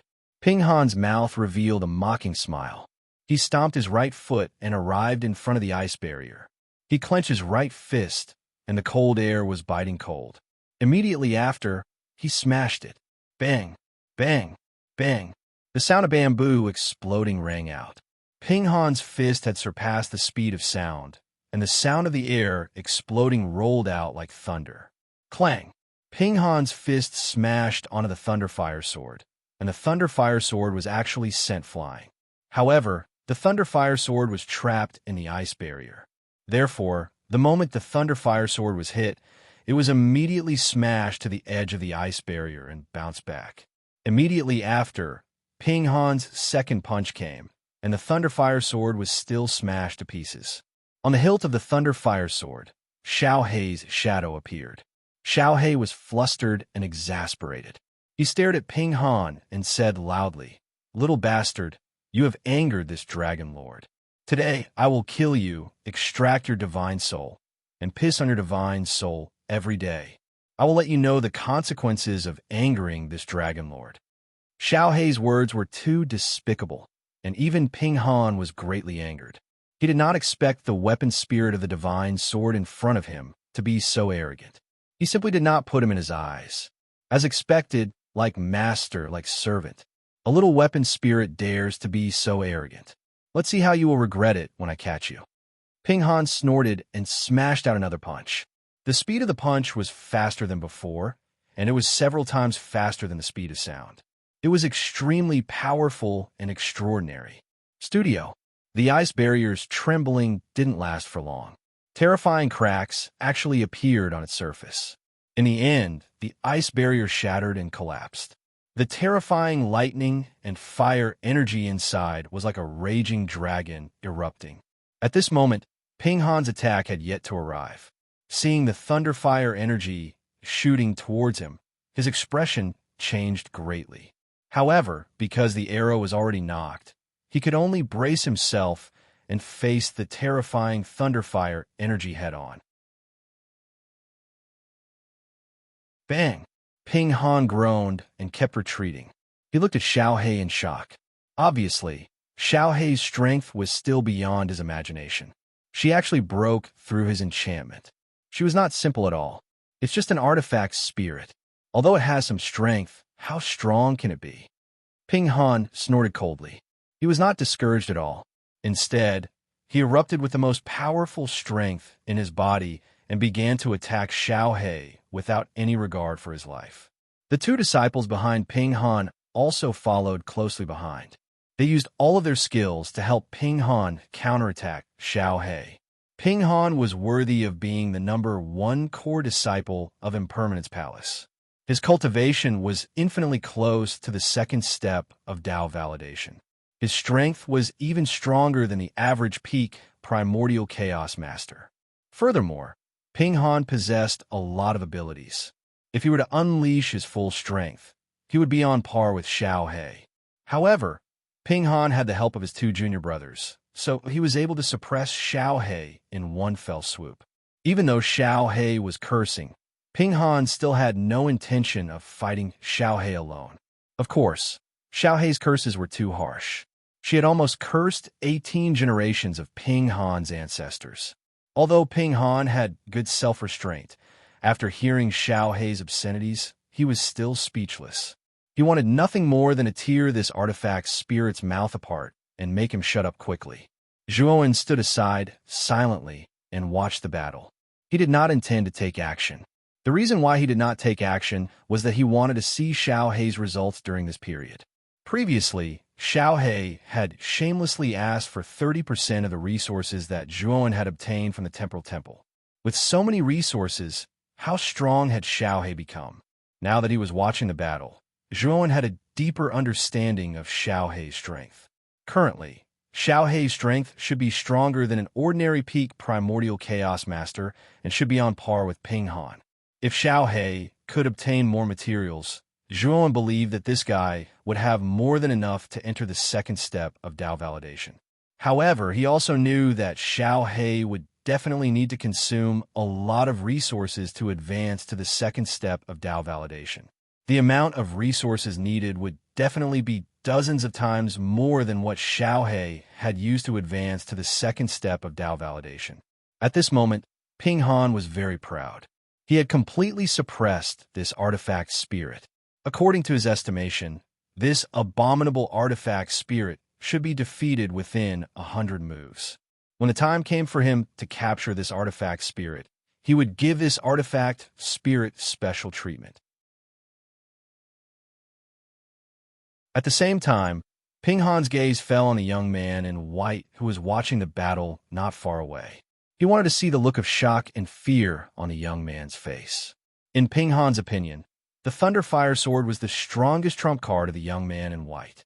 Since he was about to capture the Thunderfire Sword, what else could the young man rely on? When the time came, he would be at Ping Han's disposal. However, the moment Ping Han's gaze fell on the young man in white, he frowned slightly. This was because he saw that the young man in white did not look as frightened as he had expected. The young man in white's face was extremely calm from beginning to end. He was like a pool of water in an ancient well, without the slightest ripple. Is this guy putting on an act? The ultimate trump card is clearly in my hands, yet he can still pretend to be so calm. His self-esteem is quite strong. However, when I completely capture this sword later, will he still be so calm? Ping Han sneered in his heart. He had made up his mind that the young man in white was just putting on an act. Zhuowen, you still have a chance to live. If you follow us back to the Impermanence Palace and wait for the Punishment Hall of the Impermanence Palace to deal with you, you may still have a chance to live. You've already lost. If you refuse to admit defeat, you may be killed on the spot. It's useless even if you beg for mercy. Ping Han could not help but say. Zhuowen looked at Ping Han indifferently and said, You haven't won yet, and you think you can capture me? You think too highly of yourself. Ping Han's eyes flashed with anger. He snorted coldly and no longer spoke. However, the killing intent in his eyes became more intense and terrifying.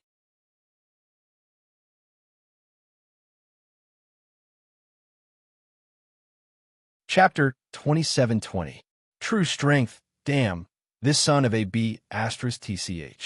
He can't beat me, so he bullies me with numbers. This is disgusting. Does he really think that I don't have any helpers? Xiao He was so angry that his liver hurt.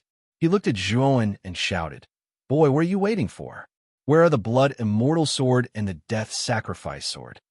Xiao He's words shocked Ping Han and the other two, but they soon calmed down. They thought that the weapon spirit of the Thunderfire sword was just bluffing. Puff, puff. Suddenly, 2 streams of blood shot out, followed by 2 blood-curdling screams. Ping Han was shocked. He quickly looked to his sides and saw that both of his junior brothers had lost an arm. Blood gushed out as if it could not be stopped. Their appearance was extremely miserable. Ping Han also saw the real culprit who cut off his 2 junior brothers. It was 2 divine swords. One of the divine swords shone with bloody light, while the other was surrounded by death chi. They were both extraordinary. Although the aura of these 2 divine swords was not as strong as the Thunderfire sword, they were still divine weapons of primordial origin master. From their aura, it could be seen that the power of these 2 divine swords was comparable to that of a peak primordial origin master. You have divine weapons of primordial origin master? How can one person control so many divine weapons of primordial origin master? Ping Han was shocked and in disbelief. He also had a primordial level god artifact, but to drive it, he needed to use all of his consciousness to drive the primordial level god artifact. As for driving 2 divine weapons of primordial origin master, his divine sense could not withstand it. In his opinion, Primordial Origin Master could not drive 2 divine weapons of Primordial Origin Master at the same time, let alone 3. But the white-clothed youth in front of him did it. Was this guy really the Heavenly Law Master? Although Ping Han was shocked, it was not the time for him to be shocked because the Thunderfire Sword had led the Blood Immortal Sword and the Death Sacrifice Sword over. After going through Xiao He's conditions, the Blood Immortal Sword and the Death Sacrifice Sword had improved significantly. At the same time, the 2 divine swords had become this guy's loyal subordinates. They would obey Xiao He's orders without question. Bang, bang, bang. In an instant, the 3 divine swords formed a triangular formation, sealing off all of Ping Han's blind spots. Sword shadows surrounded Ping Han like a storm, and Ping Han himself became the core of the sword shadow storm, trapped within. For a moment, Ping Han fell into an absolute disadvantage. The attacks of the 3 divine swords were too fierce, suppressing Ping Han to the point where he was covered in cuts and bruises. Poochie! Finally, Ping Han struggled to break free from the encirclement. He spat out a mouthful of blood, and his face was pale. The aura on his body was extremely weak. You're truly despicable. You killed the people of my Impermanence Palace. You will pay the debt of blood with blood. You will never have peace. Ping Han spat out another mouthful of blood. After saying these words, he crushed the escape talisman that he had prepared long ago. He turned into a streamer and rushed into the distance. Unfortunately, Zhuowen was always on guard against Ping Han's movements. At this moment, seeing Ping Han crush the escape talisman, he was able to determine the direction in which Ping Han wanted to leave in advance, and blocked in front of Ping Han. A mere heavenly law master, relying on 3 divine artifacts of the origin, dares to block in front of me? You are simply courting death. When Ping Han saw that Zhuowen had stopped him, he felt relieved and a trace of disdain rose in his heart.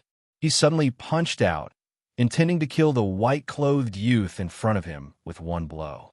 Zhuowen stood calmly in the same place, looking at Ping Han's fist that was getting closer and closer.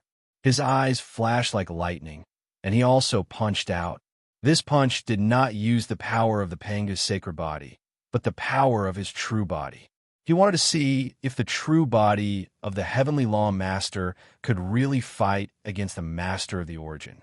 When Zhuowen first broke through, he felt that his true body was completely different from the ordinary heavenly law masters. Moreover, his strength was much stronger than the ordinary heavenly law masters. Boom! Zhuowen directly collided with Ping Han. Terrifying energy ripples spread out, and the surrounding starry sky rippled with dense ripples. Zhuowen snorted and retreated dozens of steps. Ping Han's body swayed, and after he stabilized himself, he looked at the white-clothed youth in front of him in shock. In his opinion, his punch should be enough to kill the white-clothed youth in front of him, who was merely the heavenly law master. However, the fact was that the white-clothed youth in front of him was not killed by him, but blocked his attack. Moreover, the white-clothed youth only retreated dozens of steps, as if he was not injured at all. Ping Han felt that it was incredible. The white-clothed youth in front of him was much weaker than him. Not only did the white-clothed youth block his attack, but he was also not injured. This was too unexpected. Zhuowen steadied himself, but his eyes were shining. He knew that the strength of his true body was indeed comparable to that of the ordinary master of the origin. As for Ping Han's attack, it was indeed powerful. If Zhuowen's Panga's sacred body was not powerful, Zhuowen might have been seriously injured by the attack just now. Go to hell. Ping Han's eyes were gloomy. He knew that he had underestimated the white-clothed youth in front of him. He had used all his skills in this attack, and he was determined to kill this youth completely. Zhuowen also punched out again. This time, he did not use the strength of his true body, but the strength of his Pangu, sacred body. Since he had already tested the strength of his true body and had a general understanding of it, he naturally would not use it again. Instead, he planned to use his Panga's sacred body to end the battle quickly. When Ping Han's fist collided with Zhuowen's fist again, Ping Han's expression changed. He could feel a suffocating power coming from the fist in front of him. This force was like an avalanche, pouring into Ping Han's fist. Ping Han could clearly feel that this power had caused his arm to be twisted and fractured. Furthermore, it was bent in an irregular manner. Then his arm exploded inch by inch, turning into a bloody mist. A sense of helplessness rose in Ping Han's heart. This force was so terrifying that he could not resist it at all. Ping Han wanted to retreat and avoid this terrifying power, but unfortunately, after that power destroyed his arm, it was like a hot knife through butter, directly entering his body. Bang! Bang! Bang! Bursts of bloody mist burst out from Ping Han's body. Every time a burst of bloody mist burst out, Ping Han took a step back. He took dozens of steps back, and dozens of horrible wounds appeared on his body. The bloody wounds looked very terrifying. Ping Han suddenly spat out a mouthful of blood. His body was stiff, and he was almost beaten to death.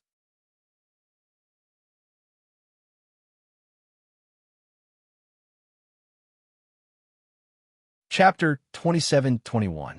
Fu Qi Ping Han's entire body trembled as the threat of death assaulted him, and he shouted loudly, "You can't kill me. Once you kill me, the palace master of Impermanence Palace, Fu Qi, will know. He'll immediately know who killed me. You're simply courting death by doing this." Unfortunately, Ping Han's words were completely useless against Zhuowen. Zhuowen's expression was cold and indifferent as he smashed his fist towards the center of Ping Han's forehead with unstoppable force. However, when his fist force hit Ping Han's forehead, a blood-red mark appeared on Ping Han's forehead. The blood-red mark swiftly became clear, and then it erupted with a force that wasn't inferior to Ping Han's and suddenly blasted toward Zhuowen. Rumble. Thunder rumbled. Zhuowen felt as if his fist had struck a hard rock, and he couldn't help but retreat a few hundred meters. He gazed solemnly at the blood-red mark that flashed out from the center of Ping Han's forehead. The blood-red mark directly wriggled in the starry sky and finally transformed into an old man over the age of 60. The old man's gaze was cold, and he looked at Zhuowen with extreme hostility. "Who are you? You dared to touch the successor of my impermanence palace. Could it be that you want to go against my impermanence palace?" Ping Han greets the palace master. Ping Han was delighted and hurriedly knelt down on one knee. The old man that was formed from the blood-red mark was the palace master of Impermanence Palace, Fu Qi. Fu Qi nodded to Ping Han, and then he looked at Zhuowen and said in a cold voice, "I'll give you a chance now. Become Ping Han's servant, and I'll consider sparing your life." Zhuowen's eyes narrowed, and he said coldly, "You're just a soul, yet you're actually so arrogant. Not to mention that you're just a soul. I wouldn't be afraid even if your main body came here personally." Sure enough, as soon as Zhuowen spoke, Fu Qi's expression turned cold, and he said coldly, "Since you're courting death, then I'll fulfill your wish." As he spoke, Fu Qi's image took a step forward, and his right hand formed a claw that suddenly grabbed towards Zhuowen. Needless to say, Fu Qi was worthy of being an expert at the second step of the Tao validation realm. She was merely a strand of her nascent soul, yet her attack was much more terrifying than Ping Han's. Ping Han's eyes were filled with fervor as he watched Fu Qi attack. He knew that no matter how heaven-defying the white-clothed young man was, it was impossible for him to be a match for Fu Qi. One had to know that second-step Tao validation experts were existences that could reach the heavens in his eyes. Even if it was only a strand of Fu Qi's soul, her strength was far above his, so killing Zhuowen wasn't a problem at all. Zhuowen sneered in his heart. He had no intention of tangling with Fu Qi's principal spirit at all. Therefore, he immediately used his intent to create a chi blade. Zhuowen's right hand was like a blade, and the surface of the blade was covered with a layer of extremely mysterious and powerful light. This was the light of the sky opening blade. Puchi! Zhuowen suddenly slashed out and struck Fu Qi's body. Fu Qi sneered, looking down on Zhuowen's move at all. However, the moment she came into contact with the sky-opening blade, her nascent soul actually emitted white smoke, and she even let out a miserable cry. A huge wound was actually cut open on her body. Fu Qi's image immediately flew back. After retreating to a safe distance, she looked at Zhuowen in surprise. The wound on his chest had gradually healed, but Fu Qi's image was much dimmer than before. Obviously, the attack just now had consumed a lot of her energy. Ping Han was dumbfounded as he watched this scene in disbelief. After all, Fu Qi was an expert at the second step of the Tao validation realm. Even if she was only a nascent soul, her strength was monstrous. However, she was actually easily defeated by this white-clothed young man. Was this really the heavenly Tao master? Thinking of this, Ping Han's heart thumped. He couldn't help but start to retreat. He already had the intention to retreat. The strength of the white-clothed young man in front of him was beyond his imagination. He didn't have much confidence in Fu Qi's nascent soul. Unfortunately, Xiao He led the blood immortal sword and the sacrificial death sword to block Ping Han's path. Moreover, Xiao He ruthlessly mocked Ping Han for being a coward. This made Ping Han so angry that he was fuming, but he couldn't do anything. Xiao He's strength was already above his with the blood immortal sword and the sacrificial death sword. She could firmly suppress him, so he didn't dare to act rashly. Zhuowen continued to rush forward in a spurt of energy. In an instant, he got close to Fu Qi and used the sky-opening blade again, easily tearing Fu Qi's nascent soul apart. After repeating this 3 times, Fu Qi's nascent soul was almost transparent. Zhuowen knew that even if he didn't do anything, this trace of Fu Qi's nascent soul would gradually dissipate. Fu Qi was extremely unwilling. He stared coldly at Zhuowen and said, "Aunt, if you dare to kill Ping Han, you will become an enemy of my impermanence palace.